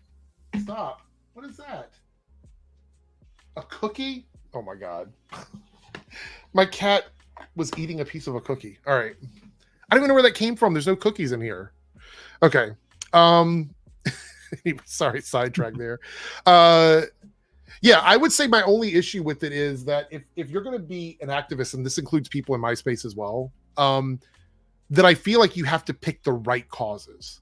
And I don't know if the Stellar Blade, if you want to argue that Stellar Blade shouldn't have changed certain things just because, I don't see an issue with that. Like, if you're like, I prefer the other outfit, I want them to change it back. I feel like as a consumer, this was changed and I don't agree with it. I'm not going to argue with all that. I don't like the idea that they're accusing Sony of doing something with no proof. So for me, I feel like that's a step in the wrong direction if you're trying to be an activist about games, for me personally. Anyway, let's see where he goes here. You've paid attention to any of this, this is how it begins. It's always just a little bit. It's just a little bit. It's just like the circle of diversity. And I've talked about that many times. It's just, hey, we just include us. And then all of a sudden it's, well, then we're going to take your space over. Well, if you don't like what we've done, then go create your own space. And then, of course, they destroy that very space. And then they try and move in on the new space that people that. I don't mind all of him talk. He's talked about this stuff before, and I don't have an issue with him sort of voicing his opinion about that. But what does this have to, like, he's not proven that activism caused Nintendo to change anything in Paper Mario. And that's all I want. If you're going to make that statement, just show me that that's the truth. And then we can go with that. So I don't know. I don't mind activism. Obviously, I consider myself in some ways to be participating in activism and some of the stuff I do. But, I feel like you have to have sort of a standard when you're doing that. And you have to just show me something, even one tweet. Just show me one tweet where somebody complained to Nintendo about Paper Mario. And I'd be like, fair enough. It was one person. Yeah, you would think they'd be able to find things like that because that stuff exists. You can find almost anything in Twitter. Yeah. Any good, bad, or indifferent, you can find people saying just about anything, and you can use that as your argument. So make a whole video about it. Matter of fact. Well, and they don't even attempt to do that. I mean, they call up an article. It's almost always an article, a single article. Sometimes it's how articles are reprinted by several different sites. They just change the author and a couple of words, but it's the same article. It came from the same place. Right. But they just do that, you know, and they don't do anything more than that. I mean, why not go to Twitter and look at the outrage? Because these guys farm outrage on Twitter. Why not go there and say, see, here's one of those land whales, they call them. Yeah, whatever it was he called it. I don't it. remember what it was. It was a lot of stuff at the beginning of that video. Yeah. So yeah. So yeah, that's the other thing is that I try to look up multiple sources. And like you said with my Melanie Mac video, I try to find at least one or two different, very different places where information is similar. But I could easily, like, for example, if I wanted to argue my point of view and I just wanted to, and Hypnotic does this a lot. He's one of the channels that does this. You find an article, and then you just read the article, paragraph by paragraph by paragraph. I don't find that to be helpful content on YouTube because you're just reading somebody else's opinion at that point. And there's nothing wrong with that if you're going to, like, rebuttal to it or add on to it. But there's so many people that will go and grab one article, read the article word for word, as if I can't just go read the article myself. You know what I mean? Like, I've never liked that. I mean, Hypnotic, Yellow Flash, Ryan does that too. At least occasionally some of them will stop in between. They'll read a paragraph and comment. That's what you should be doing. It's like EFAPing a video. Why not EFAP the article, you know? But people who just literally read it from the top down and then say, give me your thoughts in the comments below. And that's all they've added. That's it? Read an article and give me your comments? Jeez. Oh gosh, that's the best stuff, man. Like when they'll read the article and they're like, yeah, I agree. Next paragraph. Yeah, that sounds good to me. Next paragraph. Man, they're just spot on. Next paragraph. All right, thanks for watching, guys. Make sure you like, comment, subscribe. It's like, you just read the fucking article to me. And most articles now, at least the websites I go to, have AI readers. So you can just hit an arrow and it will read the article to you. So you don't even have to rely on YouTubers to do it. So Steven here says, I just find it ironic they would look at Nintendo as some sort of bastion of edginess and free speech. Yeah, that's what I don't know if you heard LowWaterMark brought that up as well, that Nintendo sort of does what they want. And so it seems like they're turning on Nintendo as well. I will say this, there's a level of like how long before there's no content for them to engage in? You know what I mean? Like everything becomes an op to them, some sort of opposition to them, to the point where there's just nothing. It's just going to be the Ripaverse. Is that all they're going to have? The Ripaverse and I don't know. I think Ripazend stuff. I mean, they're gonna struggle because of the strikes and all that, delaying all the things. And if there's not another big video game coming out soon that's going to be controversial, what do they got left? I mean, they are really hurting for this stuff now. Yeah. So they may have to actually change what they do. At least develop some new area. I mean, Jeremy, of course, is going deep into politics with his D-Day Cobra channel. I will say that's very okay. So I want to give a little, like, this. People talk to me quite a bit because my content on this channel. I didn't mean to cut you off. I'm gonna let you continue, but just give me a second. Here's an interject. People give me shit because I started this channel. I've got my other channel where I talk about just superhero stuff and things like that, and I started this channel. Culture, politics, and social stuff. People want to talk about that stuff. It's a very good avenue to go into as long as you're willing to be honest about how you feel about things. So Jeremy doing that is actually really smart for his brand. That's just all I wanted to say. Like, it's really smart for his brand. No, I agree too. And people are even questioning if Jeremy's kind of pulling back from the fellowship group. They deliberately stay away from politics. They're just in the entertainment space, mainly because they don't want to get overly political because that has its own flaws. And, so moving into politics is probably smart, especially during an election year, especially this election year. And I think it takes him out of this space. So he'll have content. The people who only do media and entertainment, I hope there's some big news coming, because I don't know what it is. I mean, even with the delay of Snow White caused Daily Wire to delay their Snow White so that they'll go head to head next year rather than putting theirs out this year. You know, man, so there's nothing to talk just about keeps there. giving. So that's the other thing, is that when you get into politics, and this is why if I don't know enough about something, if I'm ignorant on a subject, I will just say I'm not going to talk about it because I I don't know enough about it to give an informed opinion, and I feel like that's a really important thing. So I think as long as people are willing to accept that they don't know everything about everything, which I think the vast majority of people have blind spots, I think it's okay. But then you have people who are out there in the space that are doing this, and they're like, I would say Eric July is a good example of someone that just cannot concede that he doesn't know something about every little thing that pops up in the news, which is why when him and Az get on stream together and they're talking about stuff, a lot of times they don't know what they're talking about, and it's very obvious. Yeah, it's kind of sad too, because that's actually the culmination of it. The two of them together was a big surprise to me, because they never really had anything to do with each other as far as I could tell before. Right.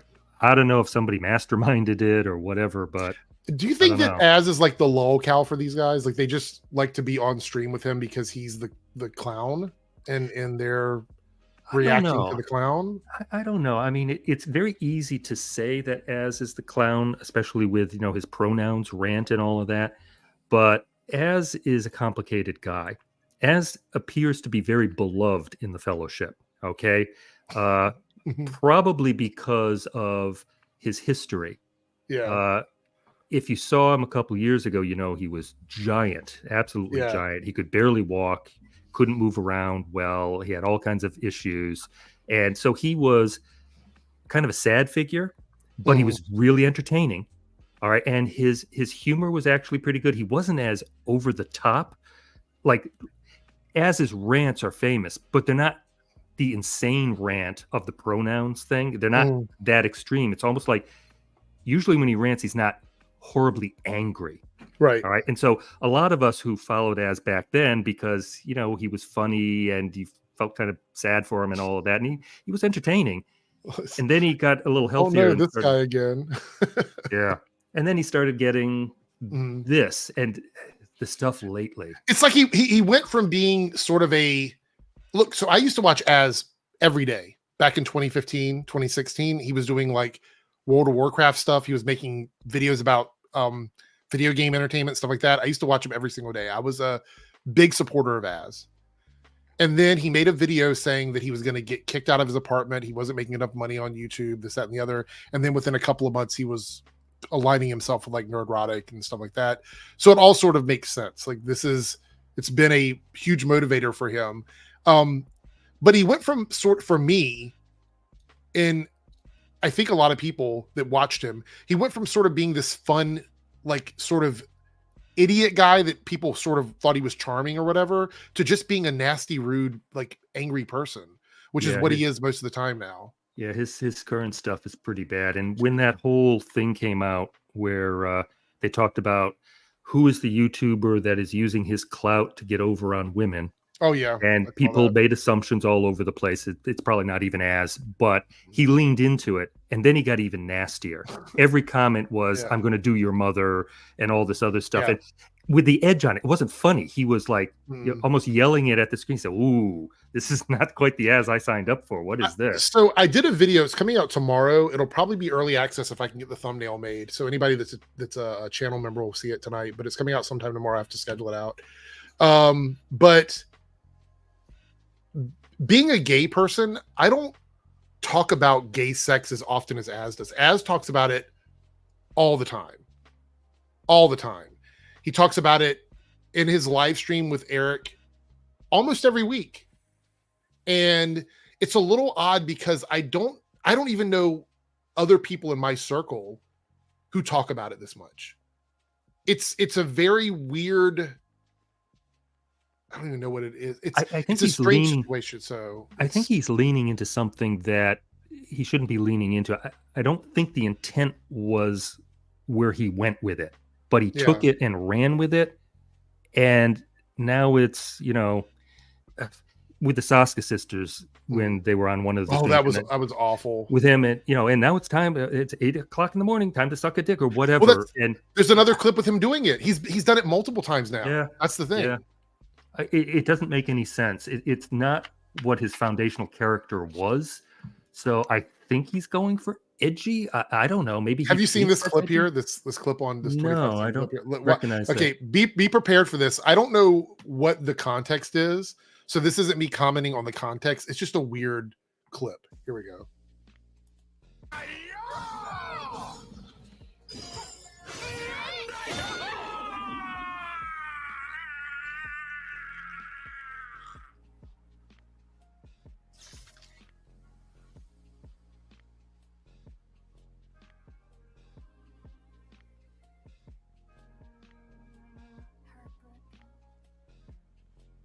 What the fuck was that? That was disturbing. I don't. Isn't it? Something was he playing a video game? It sounds like he's playing a video game. Yeah, right? yeah. I think he was playing a game, but that it wasn't the screaming. Everybody gets kind of hyped when they're playing a game or whatever. The but staring off. Yeah, it was like something was going on up here that we're not privy to.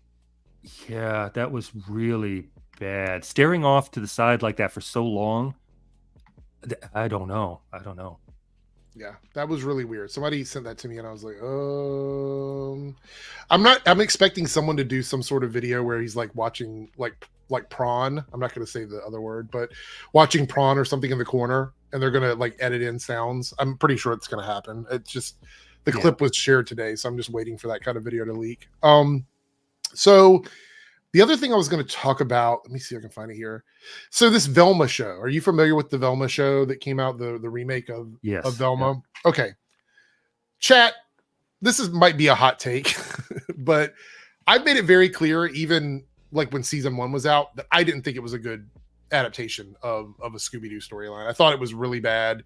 I didn't like it had nothing to do with the diversity changes they made in the show. It just wasn't a good show in general. I thought the show was just poorly written. Scooby-Doo is a very old IP, so most of the fans of Scooby-Doo are much, much older.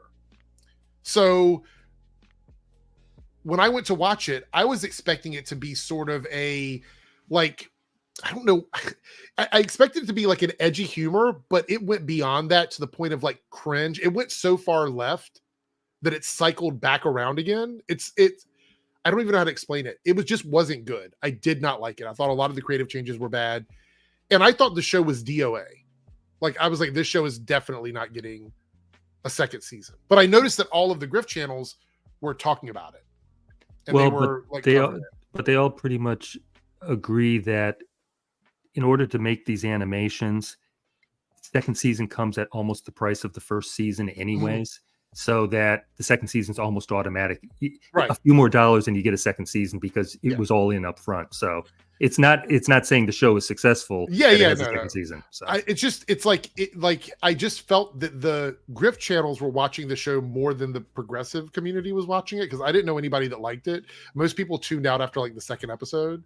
So but you've gotta watch it so that you can do your weekly report. It's to get the clicks and the views. So the thing is, I didn't finish season 1. I watched I think like 3 episodes and I was like, it's not for me. I managed to hobble through the 3rd episode. So if you like it, that's fine. I like I've always said, and if you caught me in any other stream, any other podcast, and even here, I've talked about this. I don't police what people like. If you like it, that's great. I didn't really care for season 1. I have not watched anything in season 2. But I just think that like this idea of changing stuff, and I know you've wanted to sort of chat with me about some of this before, and I told you like whenever you came on the show, we could like get into some of it. But like I think there is clearly, for me, as somebody who likes to see diversity in media, I think that we're starting to see some of the times where maybe studios are making some interesting decisions on what they think is like they're greenlighting some interesting stuff.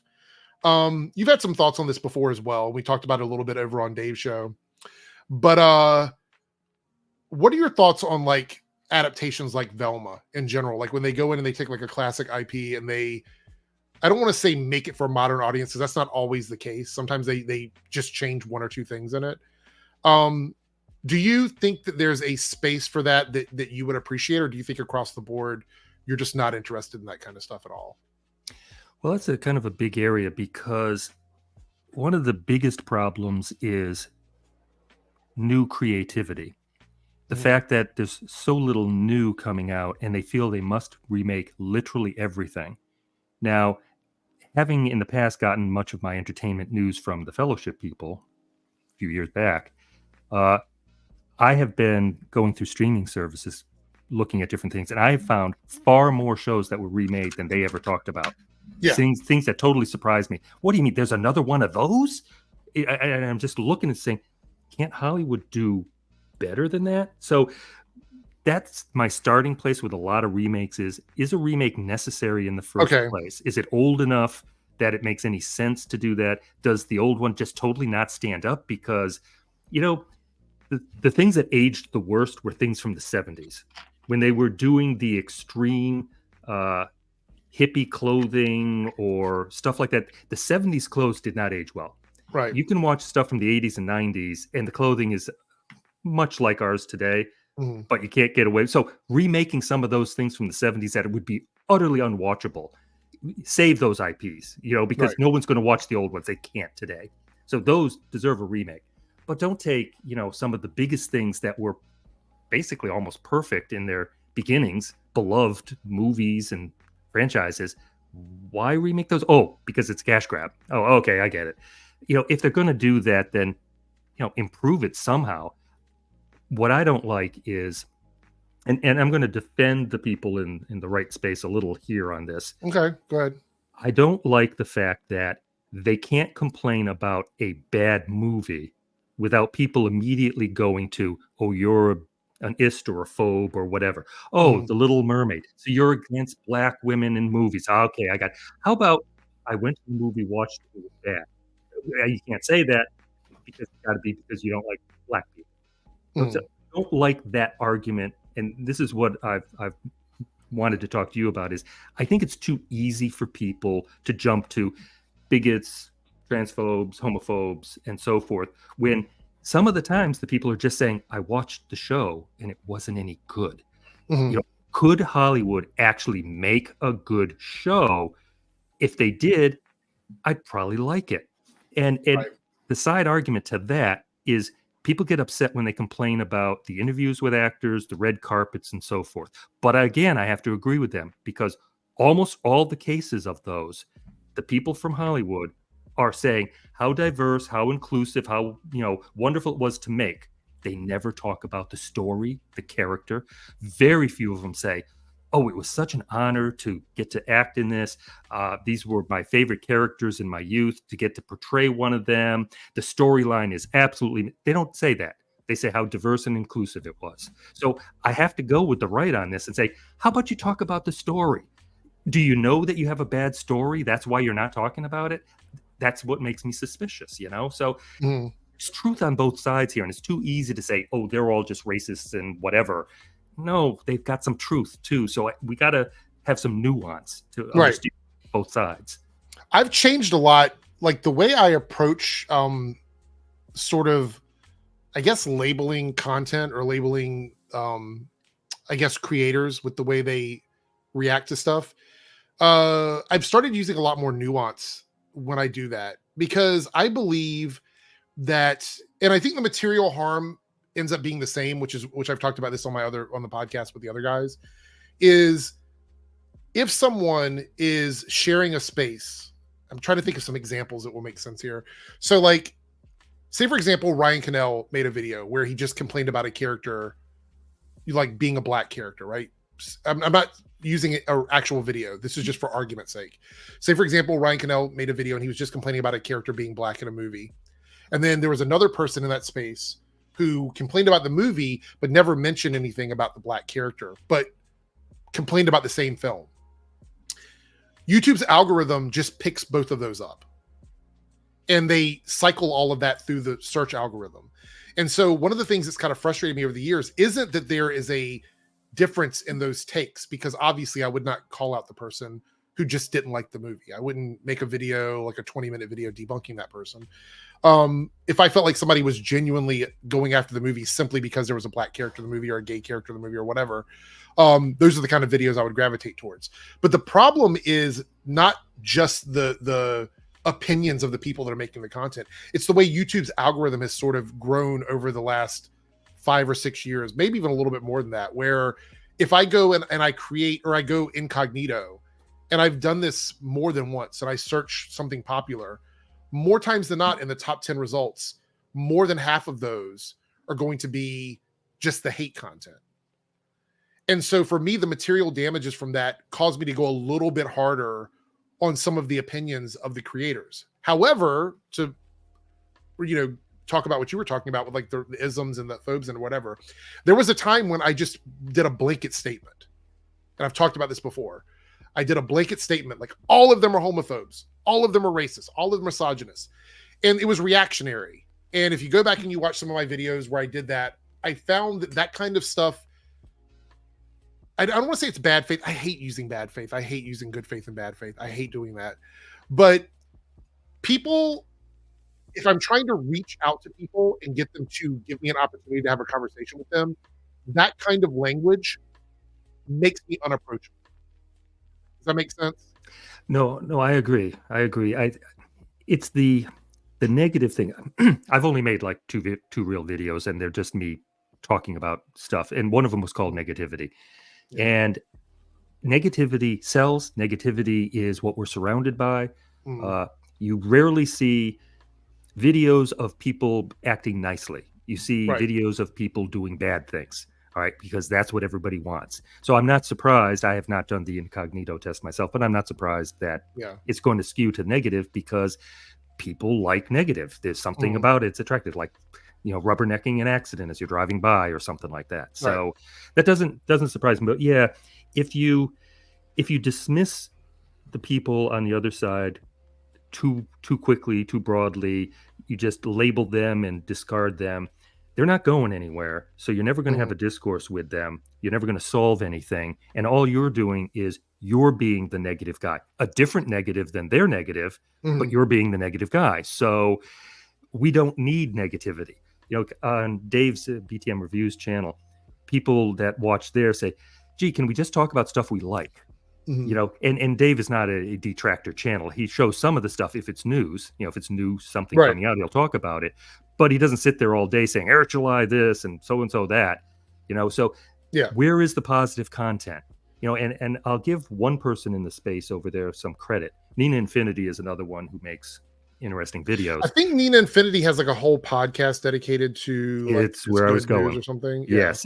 Infinite Hope. It's on Fridays, I think, in the afternoon or something. And so I called out in my negativity video, even though I disagree with some of Nina's takes on other things, I say at least she's trying to make something that's literally all positive. She finds anything, saving a cat, or it could be. It's anything. really People sad act though. kindly. I've seen the views on those podcasts, and they're not. She doesn't get a lot of support from people in that space. So no, she doesn't for that, and it's unfortunate. But see that, and that's the circular issue there. I've seen you saying, guys, thumbs up this stuff, share this stuff, and so forth to help change the algorithm. To get more positive content in the algorithm.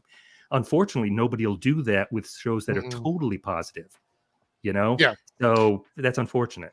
Low Water, Think Noodle here has a question. My thing is that they still grift even when the content is good or critically acclaimed, or they keep quiet about it, like X-Men 97 or Spider-Verse. They complain about it either way. And I will agree that there is a large contingent of those channels that AstroTurf, and then when they realize it's not financially viable for them, they just drop it. That does happen. Oh, absolutely. And I saw that with the X-Men 97 stuff as well, because it seems, I haven't watched it myself, so I'm just speaking from what other people seem to have said, it's apparently being well received. Yeah. And if it is being well received, why are they not talking about it? Because superheroes, and they all, in that space of the fellowship, they all like the X-Men. It's one of their most popular franchises, and it's one that hasn't been destroyed yet. Why aren't they all talking constantly about how good X-Men 97 is? If it is, because people, we've got one. We've there's a good franchise. It's saved. But why don't they do that? Because good news. I've said this before. I get roasted in my shorts when I talk about this. Short, not short pants. Look, guys, okay? not short pants and shorts here on YouTube. Because I'll always say that these channels, some of them are worth. Okay, so where am I going with this? Okay, so like if I go on like Dave's chat or Tony's chat or someone else's chat, that I run into people that don't necessarily have the same alignment as I do. There are people that are willing to listen and respond, and we can have a conversation about stuff.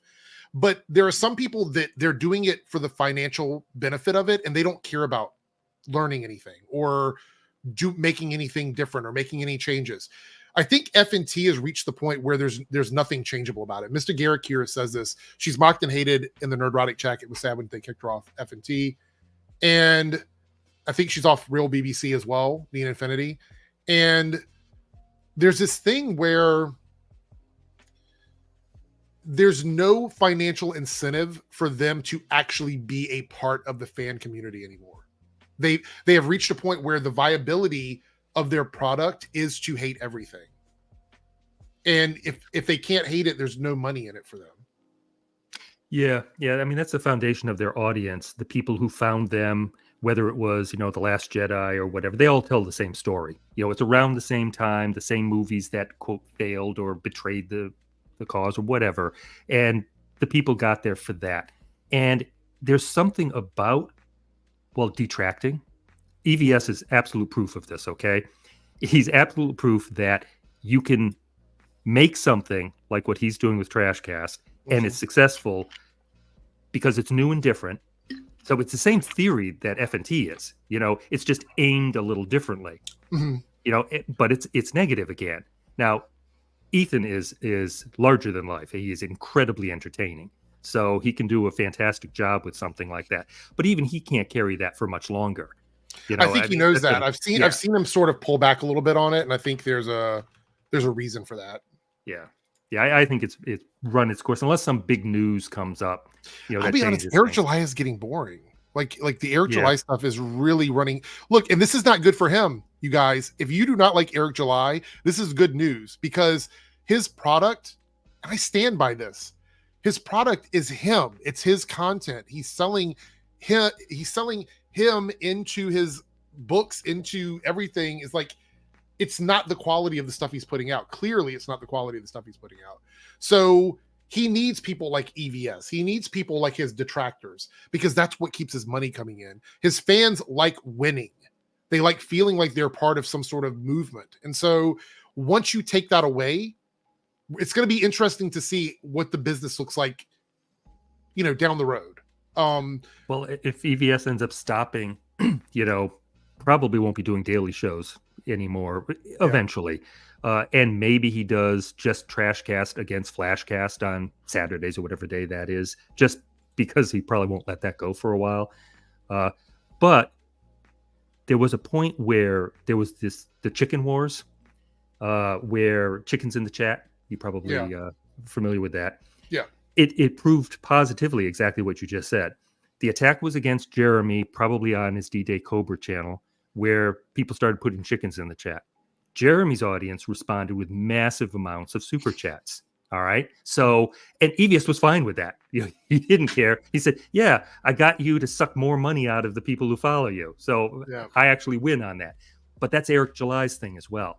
So as people talk down his book, maybe there's that last push of people trying to buy more Yaira, get the numbers up a little bit more. Now they're out of money, probably, and they're probably gone as far as they can. The promotion for Yaira is non-existent right now. Have you noticed that?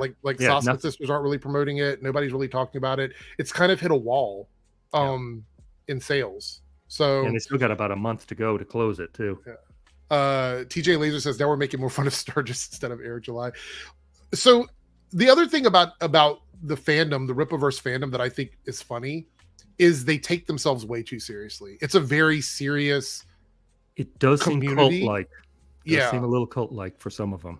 Like there are people that are like, tell me, oh, EVS made fun of you the other day. He said your beard was weird or something, and I just laugh it off. Okay, like you can't be but so serious in this space, and I think they take things way too seriously in the Rippaverse. Let's see. There was another comment here. Good to see you, TJ Laser, by the way. Somebody asked about Think Noodles. You see a lot of cons revoke Nerdrotic and other of those YouTubers press passes. So I've only seen a little bit about this. And as far as I know, they were not banned. They had their press passes pulled. So and Gary might have gotten this back. There's tweets or something just lately. They may have gotten it back, cleared up the misunderstanding. I don't know. Yeah, and who knows if he's ever going to talk about why it actually happened, because who knows, what the reason was. But most people that were kind of cheering about it because they're like, yay, we won or whatever, they admitted that he would probably get it back. I think most people knew that he would most likely get it back. He's got like 1.4 million well, he's just over on YouTube. He's just over one. Just over one. Yeah. But the funny thing is, even EVS was supporting, saying Nerdrotic definitely deserves a press pass. He's got 1 million subscribers. He's got 20,000 people on a live stream every Friday. He can talk up your event. He can talk up your IPs. Of course, he is press. He absolutely deserves to have that. Yeah. So they were saying it was targeted, but I can't imagine what they would have to be quite honest, I have issues with Nerdrotic. I've made several videos about him. But I don't see what he would have done to have his press pass revoked. I can't imagine, other than unless they were doing it on the drama around Mark Hamill. That's really the only thing I could think of, but I don't know if that was enough to pull his press pass. But yeah, I don't know. Just scrolling through here, man, it is quiet in Griffville. Like I have a few tabs open, scrolling through the videos, man. There's not a lot happening. They're talking about Stellar Blade still, which that's probably going to run out of steam here soon. Let's see, Stellar Blade director caught lying Hypnotic, one of the worst channels. Kotaku. Oh, Alyssa Mercante. They're still talking about her a little bit. She's going really hard on Twitter against a lot of these guys. I don't really know. So I'm not too familiar with Frosk, other than the. Are you familiar with Frosk? The whole Frosk thing. Well, yeah. As it was seen from the Fellowship side, yeah. Yeah, I don't really know much about it. They keep saying that it's Frosk 2.0, but I don't know enough about the Frosk situation to understand what that is, other than maybe it's a woman screaming at men. I mean, maybe that's what it is. Well, yeah, kind of. Frosk was basically, on G4, the remake of the old G4 show, and she was supposed to be a video game reviewer and commentator.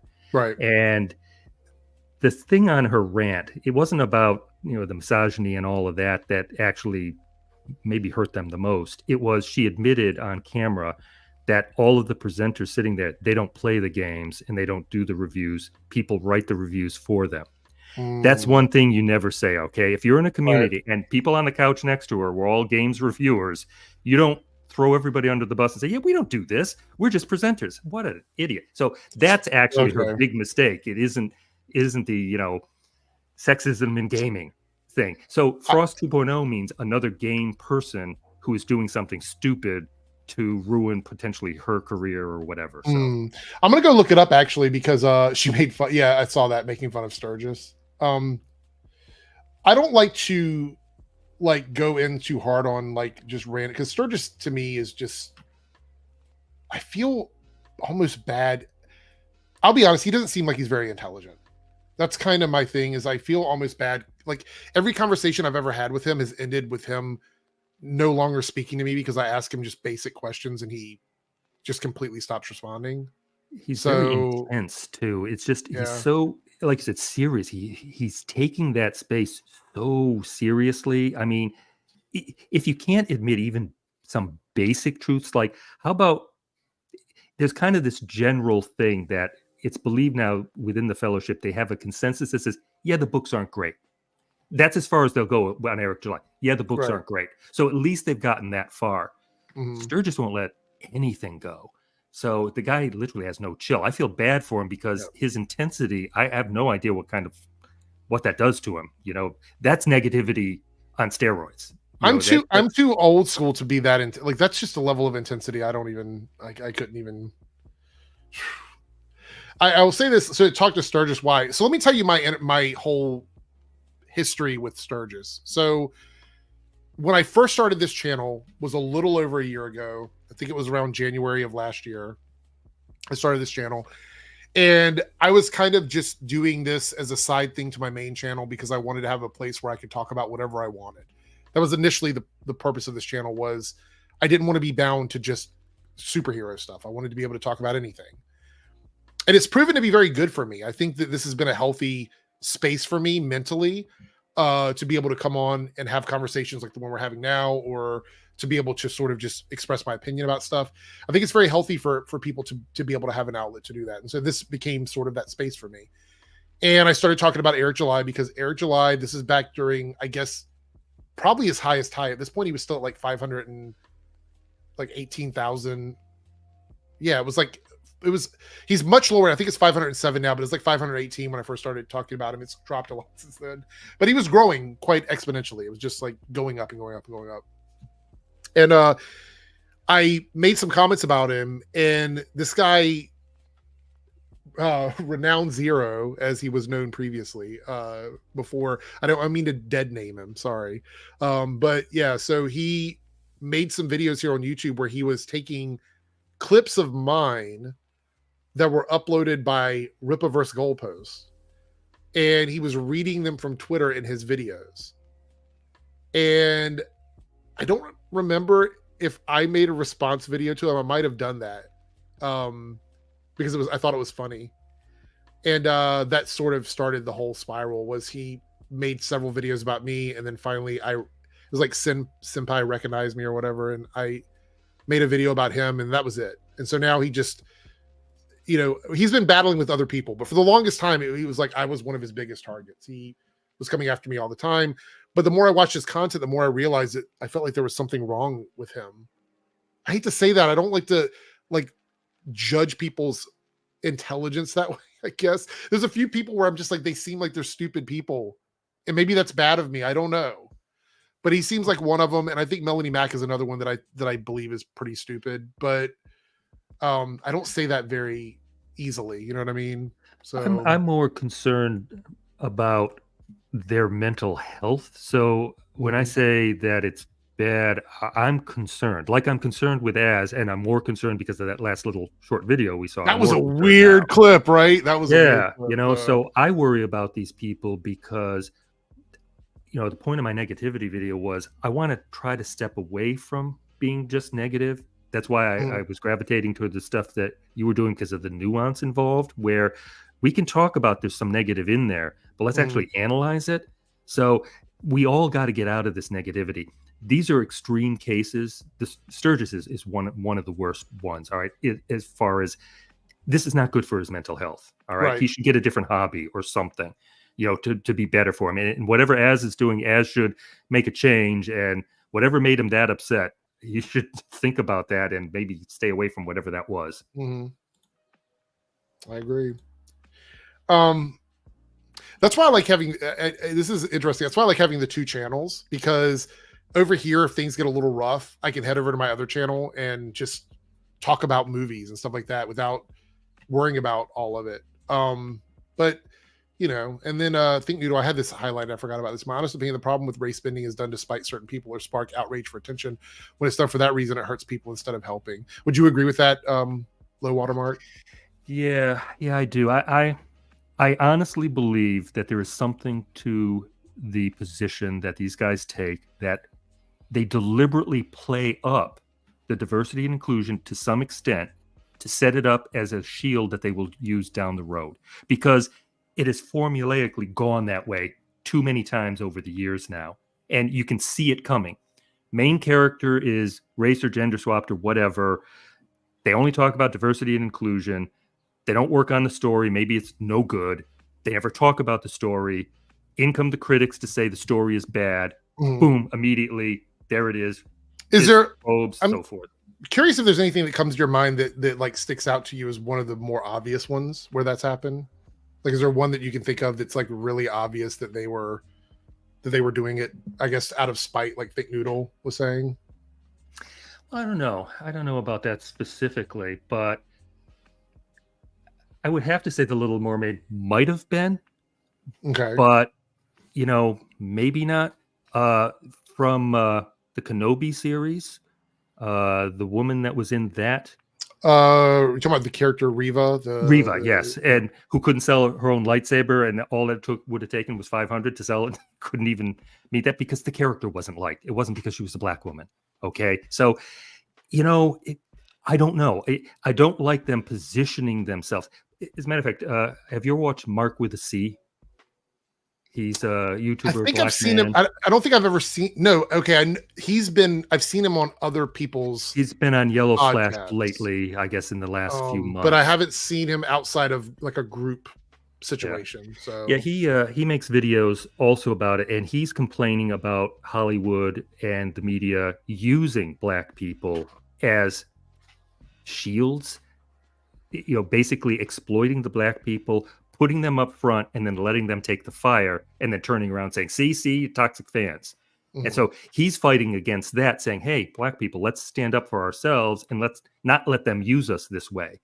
You know, so that's an interesting perspective. I kind of had that perspective with this whole Bud Light thing as well, with the Dylan Mulvaney thing and how that whole situation went down.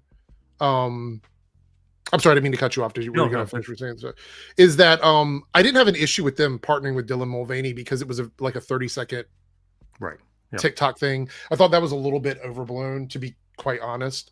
But my issue was the way Anheuser responded to the whole thing. I mean, because I've been dealing with them because I've been DJing for like 30 some years.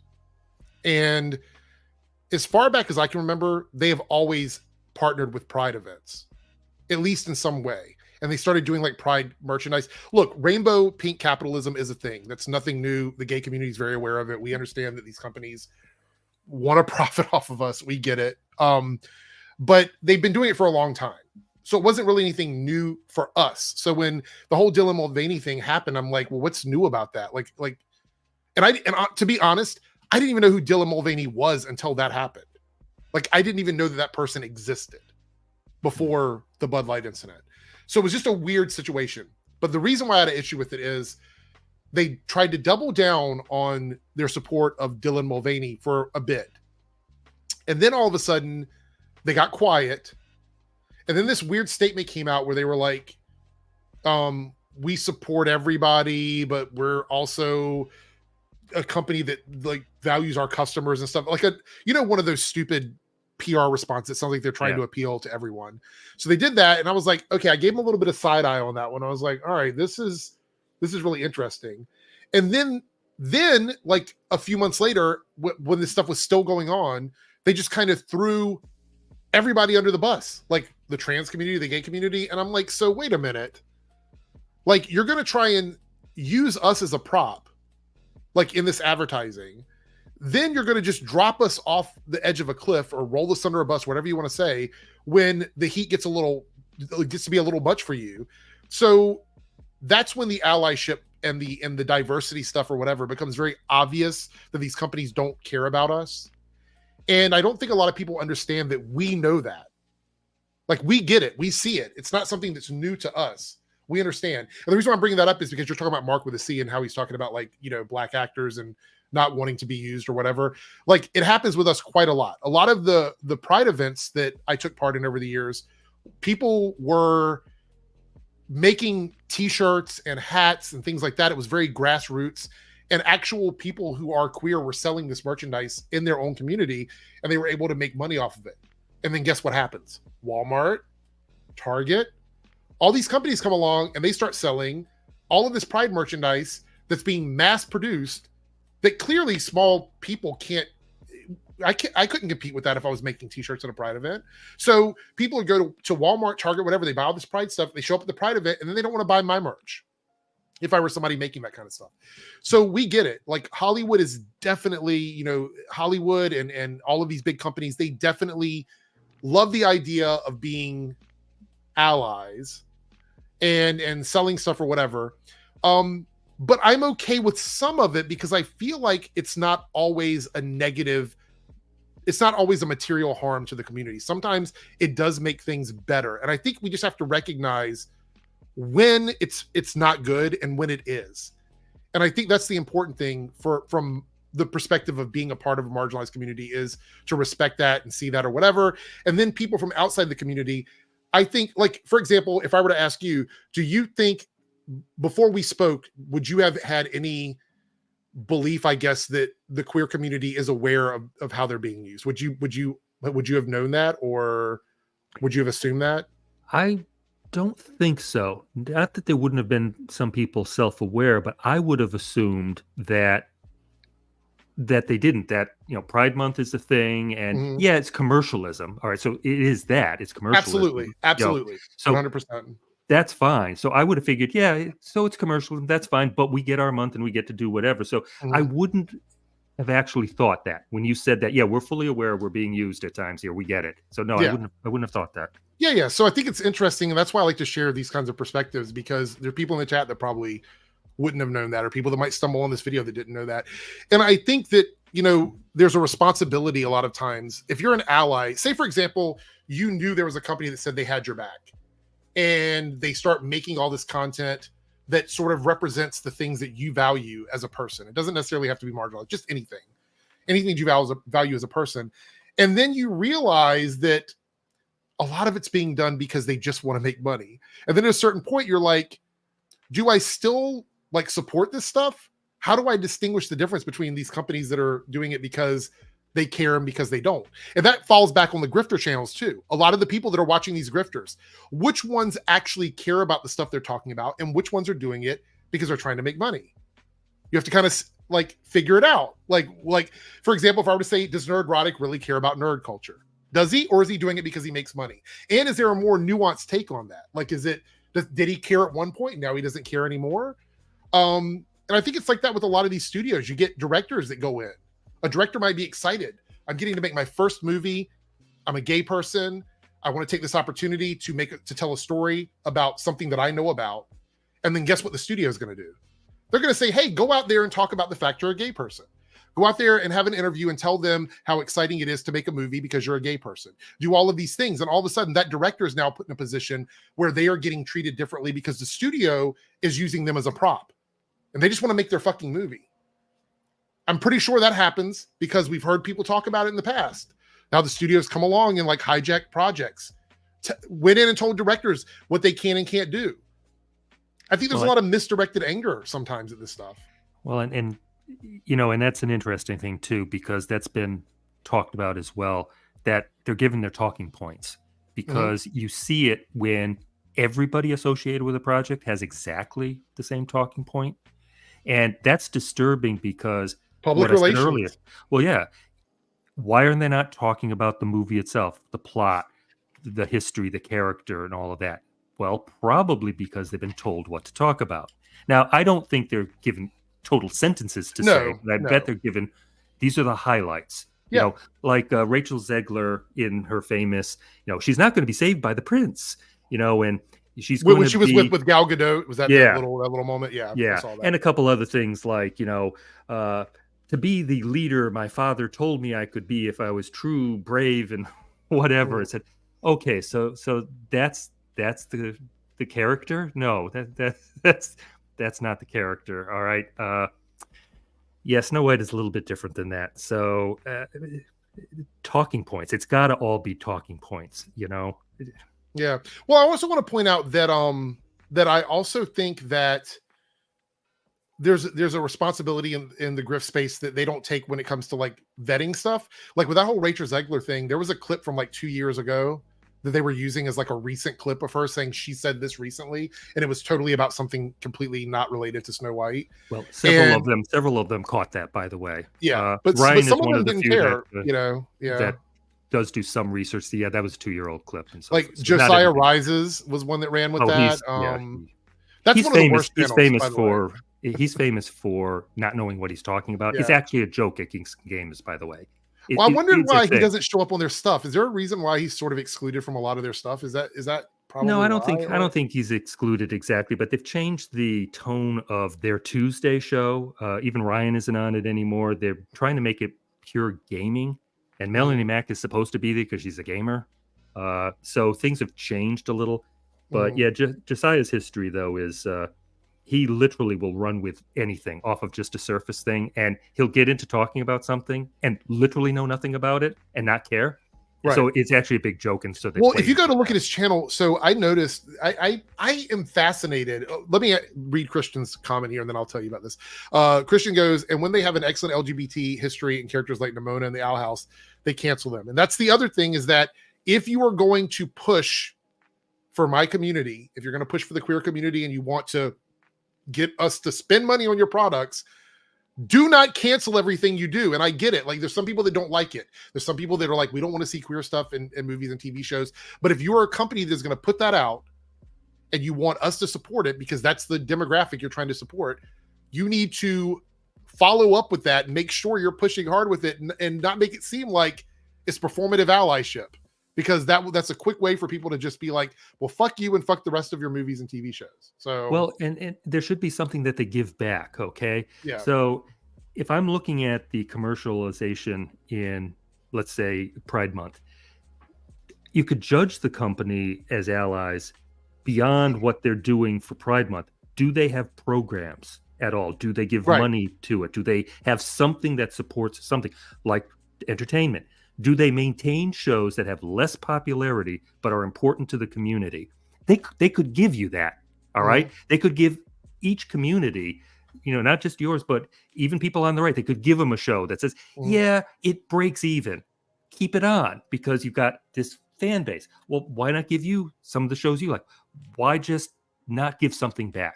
So if you're a real ally, give something back. A good example of that is the whole Netflix Discovery or the HBO Discovery merger. When that happened, because they came out and there was I think it was like the first quarter financial meeting they had when they first took over, and they compared the differences between like Discovery Channel and HBO, like the two different audiences. And they talked about how HBO was very fan driven. It's fan-driven content. It doesn't pull big numbers necessarily, but people are loyal to it. They'll keep coming back. They'll keep watching. Versus Discovery, where they see really high numbers, but very low retention because it's forgettable shows. You put on like the baking show in the background while you're playing a video game or something like that. You're not paying attention to it. But HBO was shows where people are engaged in the content. They discuss it online. They form social circles around it. And they made this big deal about like supporting that. And then you know what they turned around and did? They turned around and canceled every fucking show on HBO Max. They canceled almost every single thing that people loved. All the fandom shows, all of those things were just almost in a 6-month period, all completely phased out and gone. And a lot of them were completely taken off the streamer. So you can't even watch them anymore. Like there was one show, I can't remember what it was, but we had to watch it on Tubi because they sold it to Tubi, and Tubi was only streaming it at certain times of the day. You couldn't even watch it on demand. It was so stupid. So a lot of these studios, at least since this whole like David Zaslav, HBO Max bullshit with Warner Brothers Discovery, has shown that these companies, for the most part, even the ones that we think are good for like marginalized communities or whatever, at the end of the day, we see clearly that it's just about the money. That's all it's about. They don't care about the activism and stuff that they talk about. They don't care about it. So it is frustrating because, like I said, I don't mind a bit of pandering. Pandering happens in everything. We need to understand this. If they put a poster out with a really attractive half-naked woman on that poster, they are pandering to a certain community, 100%, because they want to sell stuff in that from that movie or that TV show. My cat just walked on my fucking keyboard and completely took me off my screen. There we go. Pandering is going to happen, but the idea of performative stuff is what gets under my skin. When you're like you're doing something and you're acting like you give a shit about it, and then you don't. And we see that. We all see that. But you have to understand that there's also a bit of like, do we take the crumbs? Do you know what I mean? Do we take what they're going to give us? Because if we say no to the crumbs, will we ever get the meal? Will they ever give us the meal? So it's a really tough space to navigate. And I get it. Some people don't want to watch stories about like, marginalized communities fighting back against systemic problems. I get that. I get it. I understand it's entertainment. Some people just want to be taken into another world. They don't want to deal with that shit. I understand that. And I've talked about this quite extensively. But when it comes to like the grift channels, they fight back against every single thing. Like it's not, they can't let something go. Like we're seeing it now with like the gaming space with this whole Stellar Blade stuff. They take this narrative and they push so hard against it. It makes it really hard for me to go, I'm going to give them a chance. Because it feels spiteful at a certain point. And that's what gets to me a little bit. And that's kind of why I get so a little bit passionate in my videos with this. You know, there is the analytical way that I approach things, but I do get sort of passionate about it sometimes. In the video that's coming out tomorrow, where we have Az and Eric together, they start making fun of people with AIDS. And there's a certain level of humor where I have to draw a line where I'm like, that's just not funny. It's just not funny. And you can still do it, but I have every right to respond to it. Like I'm not saying they should not be allowed to do it. I'm saying there's just a level of it where I'm like, these guys are absolute garbage people. Well, you know, and the thing is with them, it's one thing when a professional comedian gets up on a stage and literally makes fun of every group that he can think of in the strangest and most outlandish ways. You go to a show like that, you expect it. It's another thing for guys who aren't comedians to find a hot topic, maybe, I guess. I guess they're leaning into what their audience is. You know, they've got this. Well, I'll give you the context. So there's Tim Sheridan, who wrote the Alan Scott limited series for DC. Do you know who that is? He's a writer for DC, and you familiar with him at all? No. Okay. Okay. Quick backstory. He's a gay man that wrote the Alan Scott Green Lantern series. It wasn't expected to be super successful. He's probably one of the least popular Green Lanterns that has ever existed. Even the classic one isn't extremely popular, but they wanted to give him this run. It's like a 6-issue limited series about him, the newer version of him. And so it was one of those things where he wanted it to work out. And, you know, he was fighting back against people that were giving him shit because obviously it's about a gay character, that there's controversy around that. Anyway, that's besides the point. He's a gay man that wrote this comic book. So he's had an issue from Az and Eric for a while because of that reason. So in the video, Az starts talking about like something in regards to Star Wars. And he's talking about modern Star Wars. He's like, and it's finding out that I think it's Star Wars. Either way, he's like, it's finding out that you have cancer. And they're like, congratulations, your cancer is cured, but now you have full-blown AIDS. And so he's making a joke about that. And then Eric chimes in. He goes, we can't stigmatize people with AIDS. We can't be doing that. Shout out to Tim Sheridan. For AIDS. And I'm like, so they randomly, completely unrelated to what they're talking about, make a reference to a gay man who, as far as I know, doesn't have AIDS. But making fun of people with AIDS by pointing out someone who's gay. Maybe they have AIDS, I don't know. I have no idea. But it was such a weird thing where I'm like, why was that even in the discussion? Why was that there?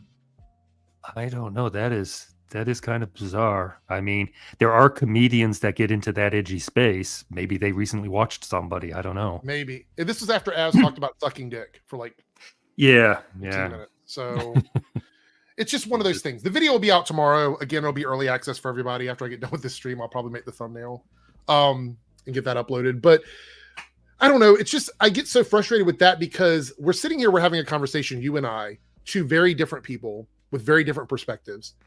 And I hopefully haven't said anything to offend you. You haven't gone out of your way to say anything to offend me. And we've been able to talk about our thoughts on media and culture without devolving into that.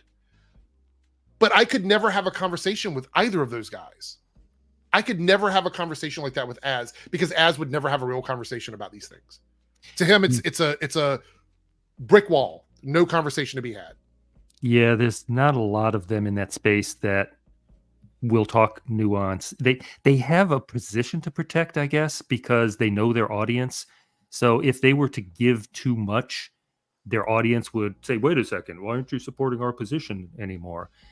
For myself, I'm not committed to that. I have certain opinions about what I like and don't like, but I like intelligent conversation, and I like hearing, imagine having facts come into a discussion.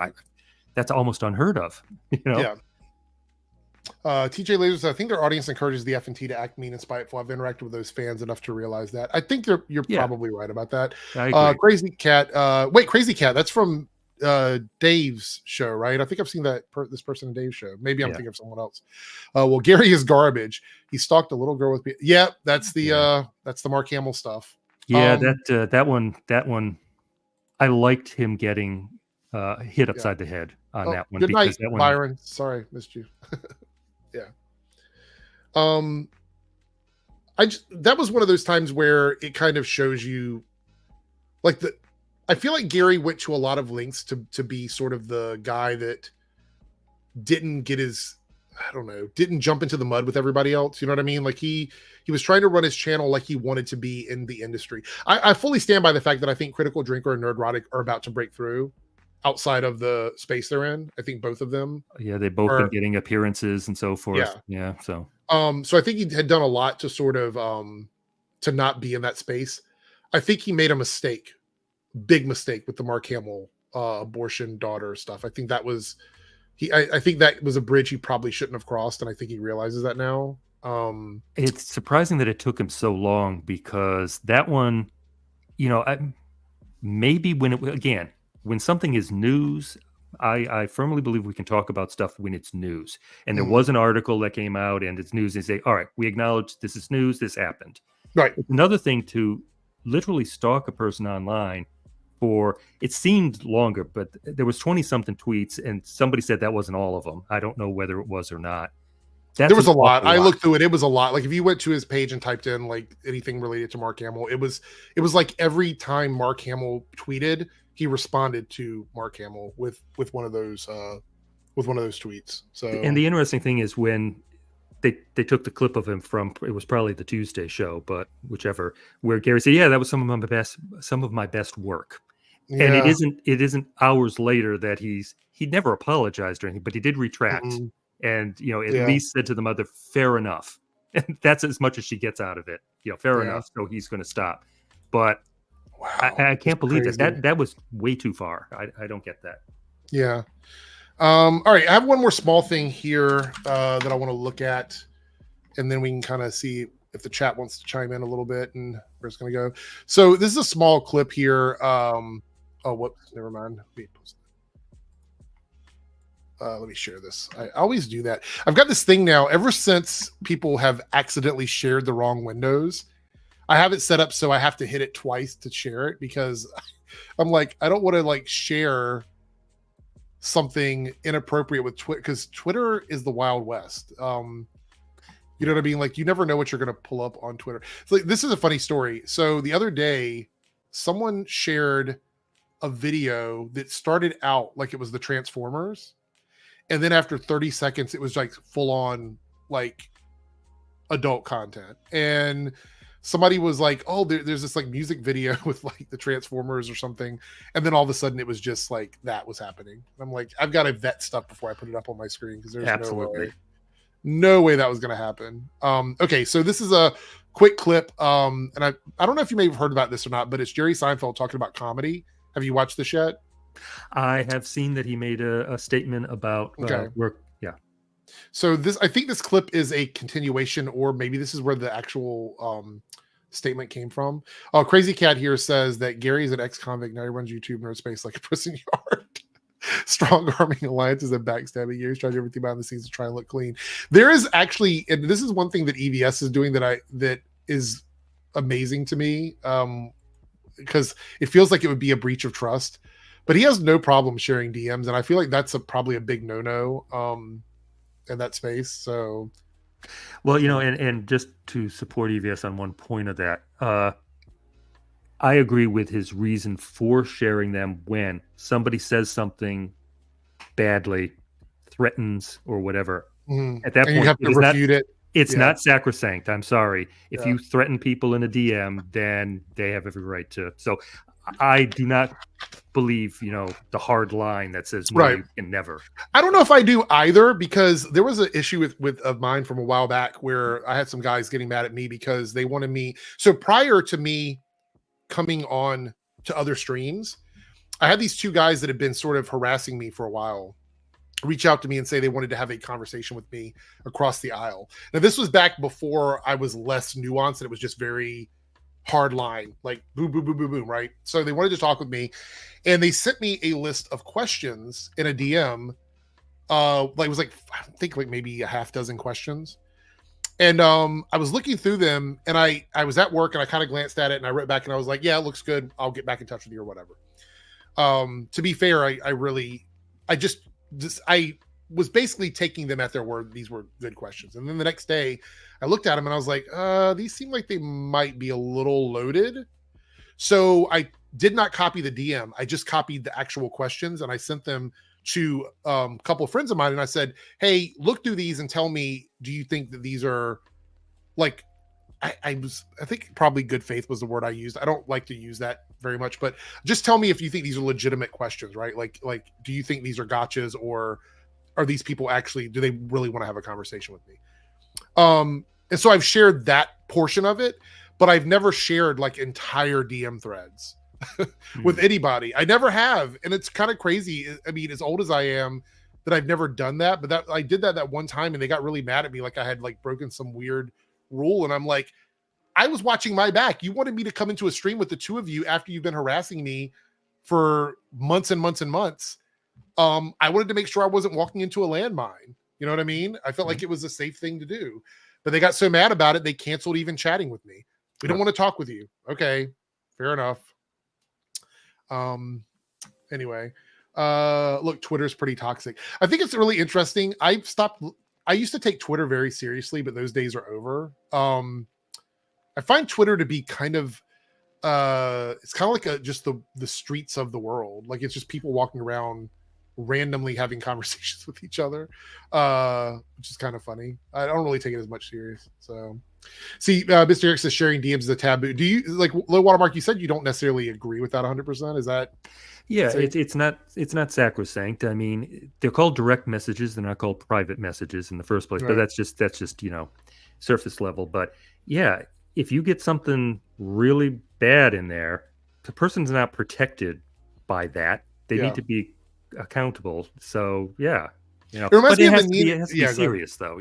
Yeah, it reminds me of the whole Nina Infinity thing where she made the video talking about the conversations that happened at the wedding, and they were supposed to stay private. And I'm like, if they were talking about like actual abuse that was happening to somebody, I think that supersedes like the privacy portion of that. Like, I feel like that's a step too far. Well, the impression I got from Camelot was that he was just concerned, and it is a fair concern to get a warning out there. So how far do you go to get a warning out there? Yeah, I don't know. So we're going to watch this clip and talk about it for a moment. And then I think we might chat for a bit more if you have time, and then we'll call it. So let's see here. Nothing really affects comedy. People always need it. They need it so badly, and they don't get it. It used to be you would go home at the end of the day. Most people would go, oh, Cheers is on. Oh, MASH is on. Oh, Mary Tyler Moore is on. All in the Family's on. You just is it bad that I remember every single one of those? Oh, me too. Those are watching them on TV. Oh my god, I remember every single one of those shows. Yep. Some of them were a bit before my time, but they were still running reruns on syndication when I was little. So anyway, expected there'll be some funny stuff we can watch on TV tonight. Well, guess what? Where is it? This is the result of the extreme left and PC crap and people worrying so much about offending other people. Mm-hmm. So there's quite a few comedies I still like that I don't think necessarily shy away from. I mean, a lot of it's animated though. Like you look at like South Park and some of these other things, they don't care about offending people really. But the classic sitcoms in that sense, I just don't think that, like, I'm going to use this term and you're probably going to hate it, but I don't think a lot of the modern audience, especially like the Gen Z audience, watches TV the same way that we used to watch TV. Like, I don't think they view it the same way we do. They consume media very differently. Like the idea of going home and sitting around the TV and watching something at 8 o'clock at night, I don't think that exists anymore for most younger viewers. Well, and that ties into what I said about the change in my own viewing habits. It's very rare for me to watch, even on demand, a full TV show from beginning to end that I know I liked from the past. So I think that the entertainment sphere has changed, that people consume it very differently. I'm consuming it differently, so I can understand that they would.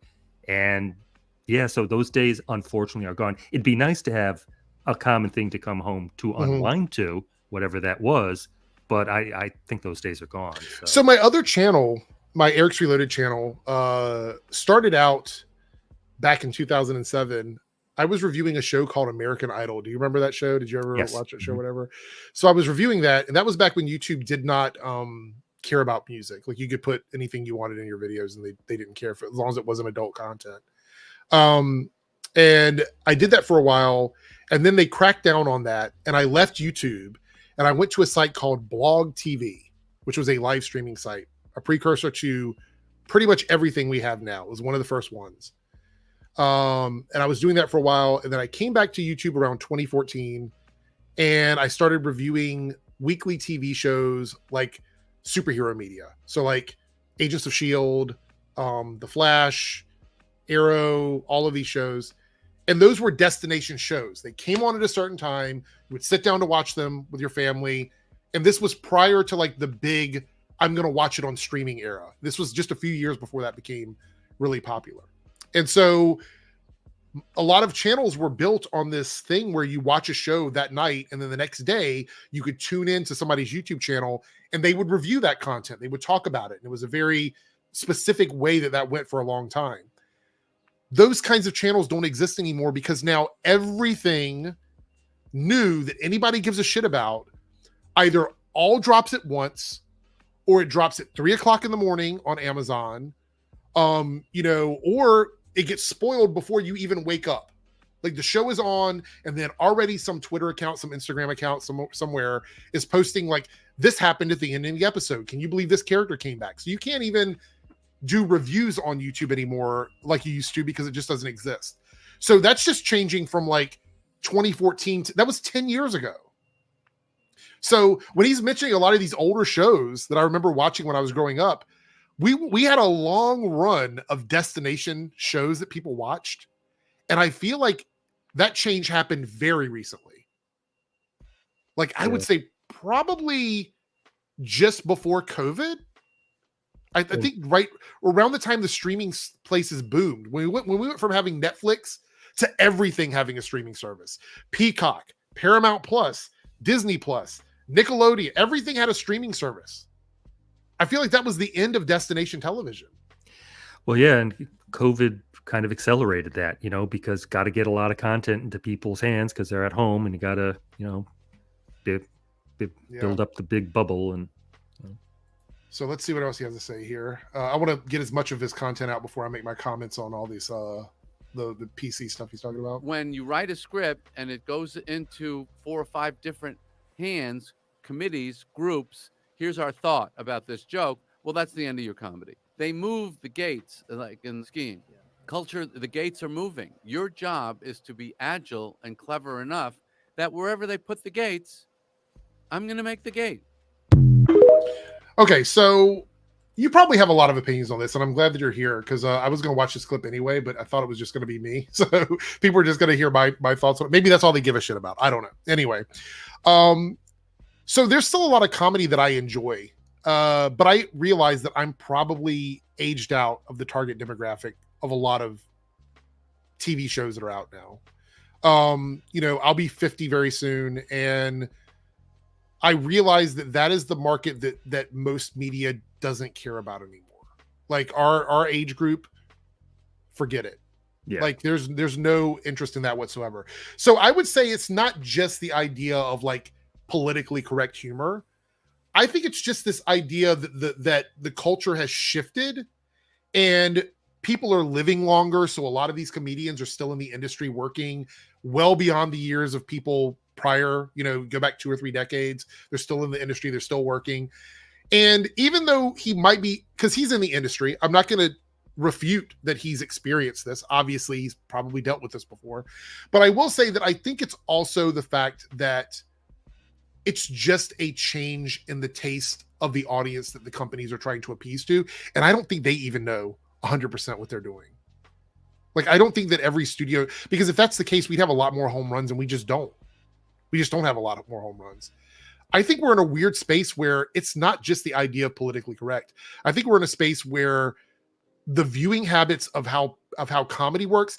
I'm just gonna blame TikTok for everything. I think just TikTok and like online consumable content, like these little reels and things or whatever, I think it's kind of ruined the generation of humor that a lot of these comedians came from. I Would agree. you say that's fair? Yeah, Okay. yeah, I agree with that because, again, it is the quick hit, the ability to watch something literally. You have, imagine this, in the entertainment from our youth, you didn't have a chance where you had 2 minutes. You could pick up something and like a TV show because it wouldn't be on when you had those 2 minutes to spare. Now you can't. All right. So you literally, between doing task 1 and task 2, oh, I've got 2 extra minutes. Boom, on the phone, watch a reel or something. And so you've got something you can consume. We could never have done that. You end up in a TikTok hole is what they call it. Like you're just scrolling endlessly through, videos of people throwing, like the new thing is like going into grocery stores and like pushing people's cart out of the way and stuff like that. That's the humor that people are consuming now. And older comedians are too cerebral for that.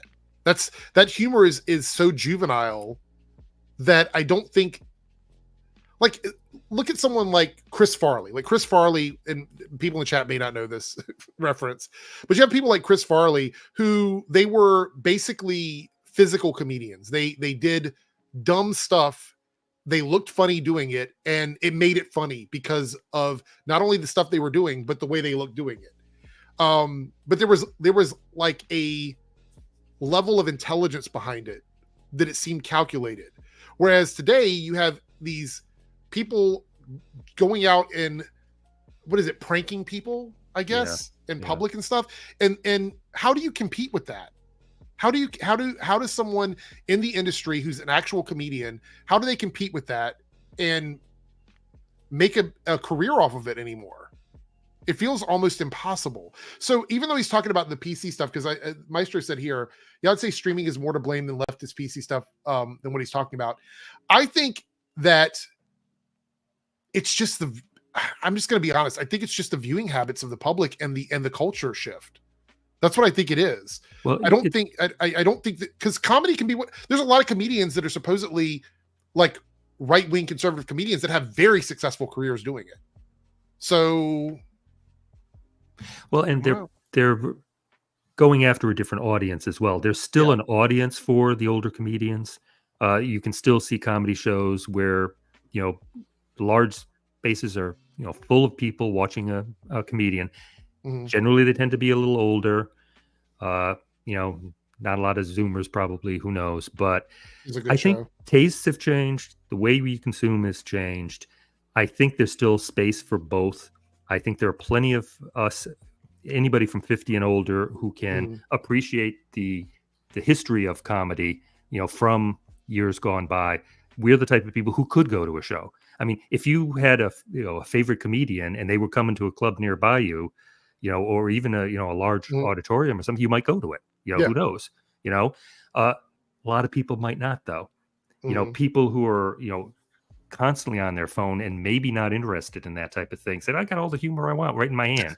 Let me tell you a funny story anecdotally. So I had a family member that was a fan of this comedian. I'm not too familiar with him. Maybe the chat can correct me on this. I think his name is Matt Rife. Have you heard of him? No. Okay. He's like a younger comedian, but I think he got really big on social media. And this friend of mine, their daughter really wanted to go see this comedian. So they got tickets, and it was I think it was like 3 or 4 of them that went. And I don't think they knew what to expect because it's one of these like modern comedians that does like TikTok and Instagram and stuff like that. And they went to the show, and the daughter hated it. She was the one that was the fan of the comedian. She's like, they're much funnier in little clips on social media than it was like doing a stand-up act. It really wasn't that funny. And I think that's because the idea of what stand-up is, like if you talk to guys that actually do stand-up, it's a different world. Like you have to go through a process You have to go and work the venues and go through this, like, almost, I hate to say this, like a hazing procedure to get to be like with these OG stand-up comedians.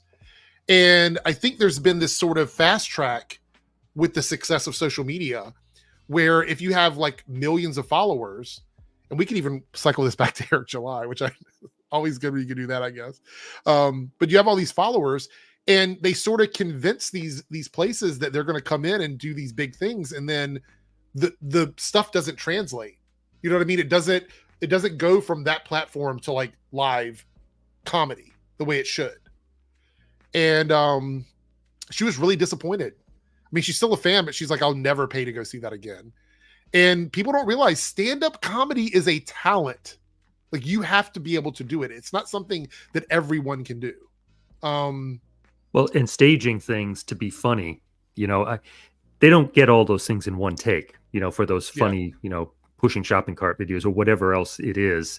They have to set it up and make sure it works. And stand-up comedians, that's a totally different skill set.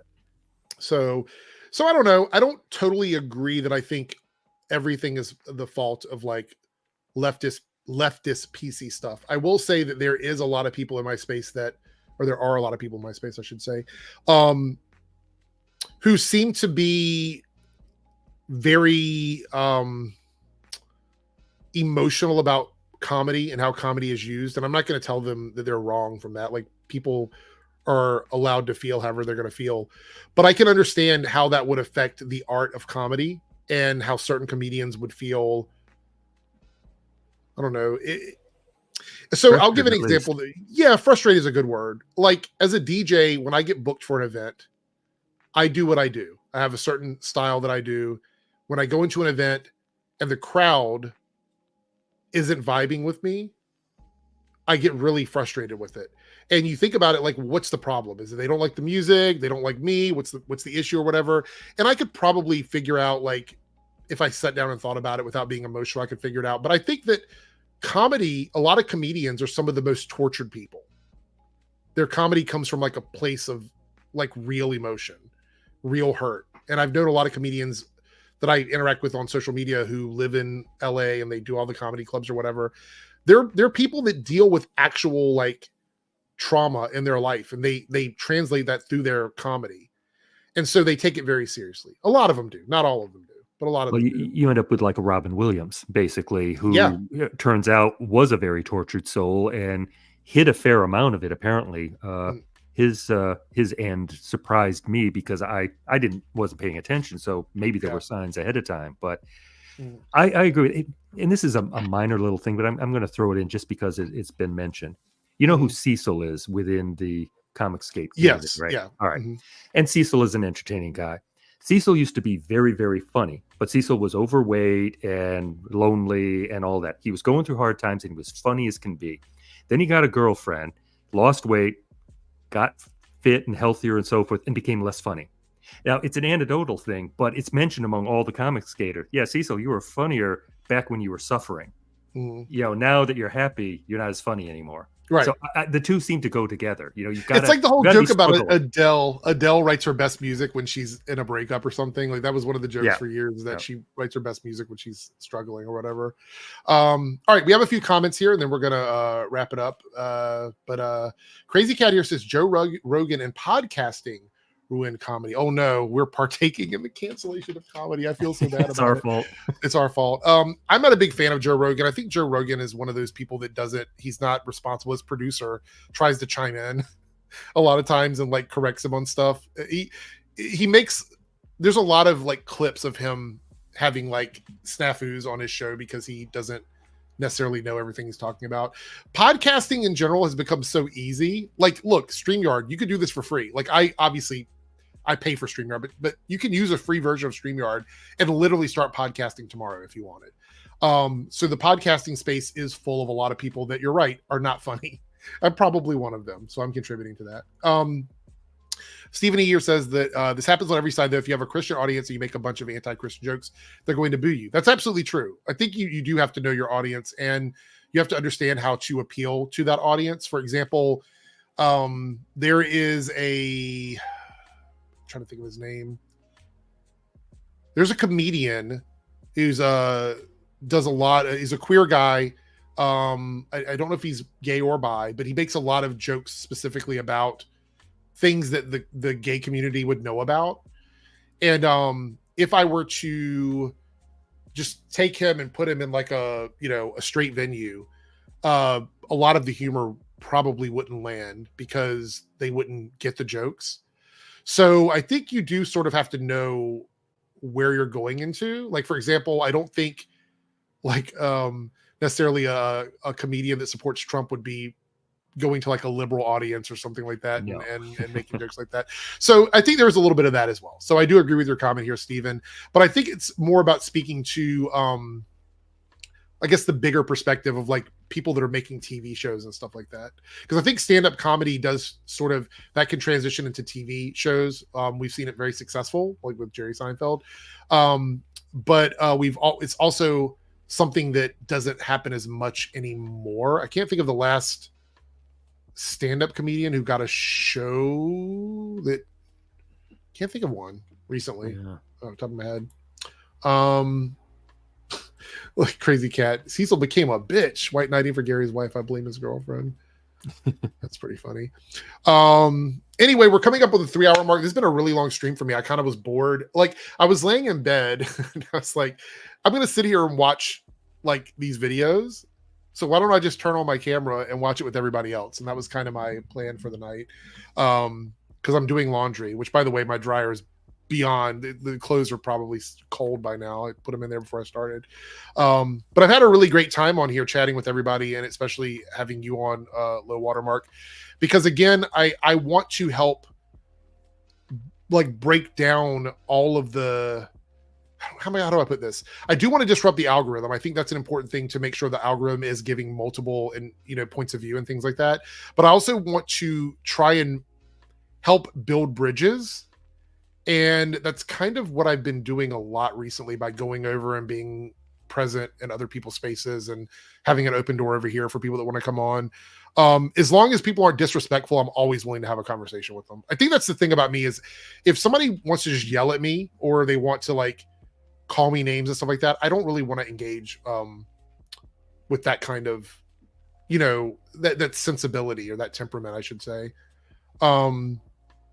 But with you seemed very passionate about like chatting with me and stuff. So I was totally okay with like inviting you on, because I know you're not going to come on and be belligerent. That's just not your vibe at all. So I was like, I know Low Watermark's not going to do that.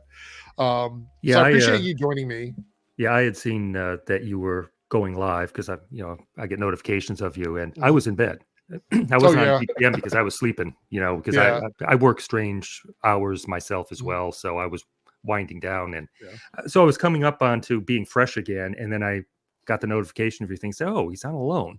So I came in and wondered if maybe you would invite. I didn't ask, but I wondered if you would, and I was glad you did. I've really enjoyed this. So. Mr. Garrick here says, this was nice. Thanks for the conversation, guys. That's kind of what I want to do. As long as people are willing to not get upset and angry and fly off the handle, I'm willing to talk to them. But I've had so many issues.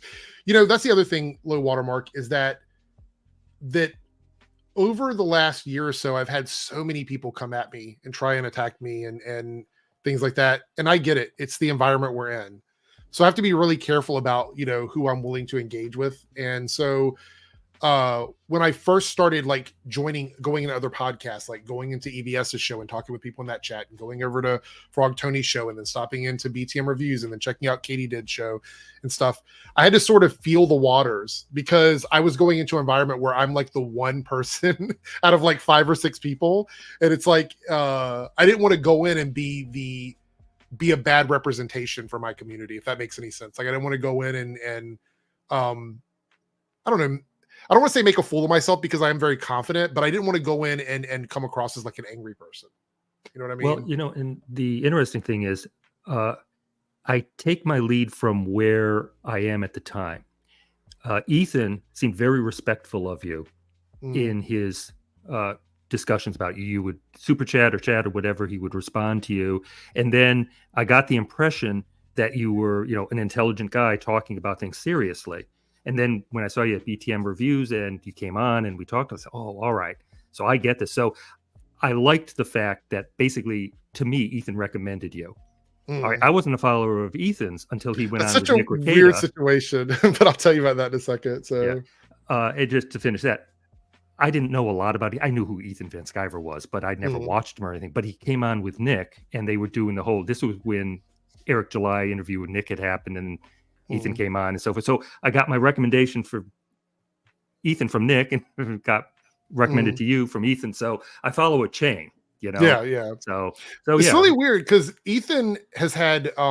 I didn't know a lot about Ethan. Like I knew who he was because I read comics that he had worked on, so I knew who he was, but I didn't know a lot about his, I guess, history here on YouTube. You know, with some of the people that I had associated with because of the fact that he had done some really, I don't know, I don't want to say edgy stuff back. I don't even really know what the specifics are. I just know that there was a lot of drama between him and some of the other people that I had met over the years. And he and I don't agree on a lot of stuff. Like I've made videos about Ethan. He's EFAP'd my videos on his streams or whatever. But I was like, I'm going to go over into his chat and I'm going to see, like, gauge where things are. And, you know, I honestly, there's some people over there, obviously, that are very angry about me being there. And they say that in the chat. They're like, you know, this guy shouldn't be here. He's a hater, blah, blah, blah, this other stuff. But Ethan has, you know, for the most part, like the interactions I've had with him have been quite interesting. The first time I talked with him one-on-one was on Frog Tony's stream. And this is back when he was the Geek Getaway. I don't know. Are you familiar with Tony at all? Are you familiar with his streams? No, just recently I've seen him in this space as I've gotten into this space just recently. So EVS knew who I was. And I didn't know that he was that he had been on Tony's stream before. So Tony invited me on and I jumped in, and within a few minutes EVS showed up. And this is after we had sort of a back and forth in videos. Like he had talked about my video and I made a video about him and stuff. And we went back and forth for a bit. And I think what he said afterwards was that he respected that I did not back down from him. Like when he was putting his foot down about his feelings or whatever, that I actually stood up and also, you know, made myself known or whatever and pushed back on it. And I thought that was interesting because I had never engaged with somebody, I guess, in that side of the space, especially somebody with as many followers as that, where they actually gave me credit for standing up for what I believe in, I guess, which was interesting. Yeah. You know, I will say he's had some bad takes, like, and I've called him out on them several times. But you know, as far as I know, in public, and maybe in private it's different, but in public, he's never said anything, I guess, specifically homophobic or anything like that about me. Maybe he has in his streams. I don't watch all of his streams, so I don't know. But whenever I've been around, he hasn't. He certainly hasn't done it to me face to face. So I don't know if he ever would. But somebody said that he probably doesn't because he actually does respect me. I think it was on a podcast I was on with one of my friends. They think that Ethan actually does like me, which is I would agree from the way he talks and so forth. And he does not seem to be a put on kind of guy like some of the people in the fellowship. I think he says what he means and he's not afraid to say it. So if he had an issue, I think he'd say it. Yeah. Yeah. I haven't had a chance to talk with him in a while. He keeps saying that something about me coming on his show or something. He said that like the last time I was in there, and I'm like, I don't like, this was during Trashcast, but I think his Trashcast thing is winding down. So I don't know how much longer that's going to be a thing. Because I know he still does Comicsgate Kings on Mondays. Yeah. But I don't know. We'll see. Anyway, I want to thank you for being here at Low Watermark. I'm probably going to possibly I might use some clips out of this for shorts, just so you know. They might pop up on my shorts or whatever. But this will be available for channel members soon, and then it will go out to public after that. So it'll be a few days in channel members while it processes. Because, you know, YouTube, I might have to edit some stuff out of it or whatever. But then after that, it'll be available to everybody. So thanks everybody for being here. Everybody that was here that was able to see this for the next few hours, you'll be able to back up and watch it as much as you want. For everybody else, if you're a channel member, you will be able to watch it immediately. And then everybody else after that, which I'm saying that now knowing that they won't hear that. But if you're here now, you're not a channel member and you don't want to watch it now, it'll be available in a few days and there'll be clips out as shorts. But again, thank you so much, LowWaterMark, for being here. I do appreciate it. You taking and thanks for having me. I really was looking forward to talking with you about things. So this was great. It's just one-on-one. We never get that. Yes, and to actually talk seriously about something without constantly being diverted, Victor here is a longtime viewer of me. Victor's been around, I think, since like way back in the day on my first channel. Says more LowWaterMark. Well, if we have a chance to do another chat, it would definitely be worth it to come on and have him on. Anyway, there's TJ Laser from Tony's channel. Great show, Eric. Great chat. Take care, everyone. Thank you guys so much. We had like 30 some viewers in here at like 3 o'clock in the morning, 2 o'clock in the morning. So I do appreciate it. I might do more late night streams like this. We'll see how things go. Anyway, thanks everybody. Ending the stream. Bye. Have a good night.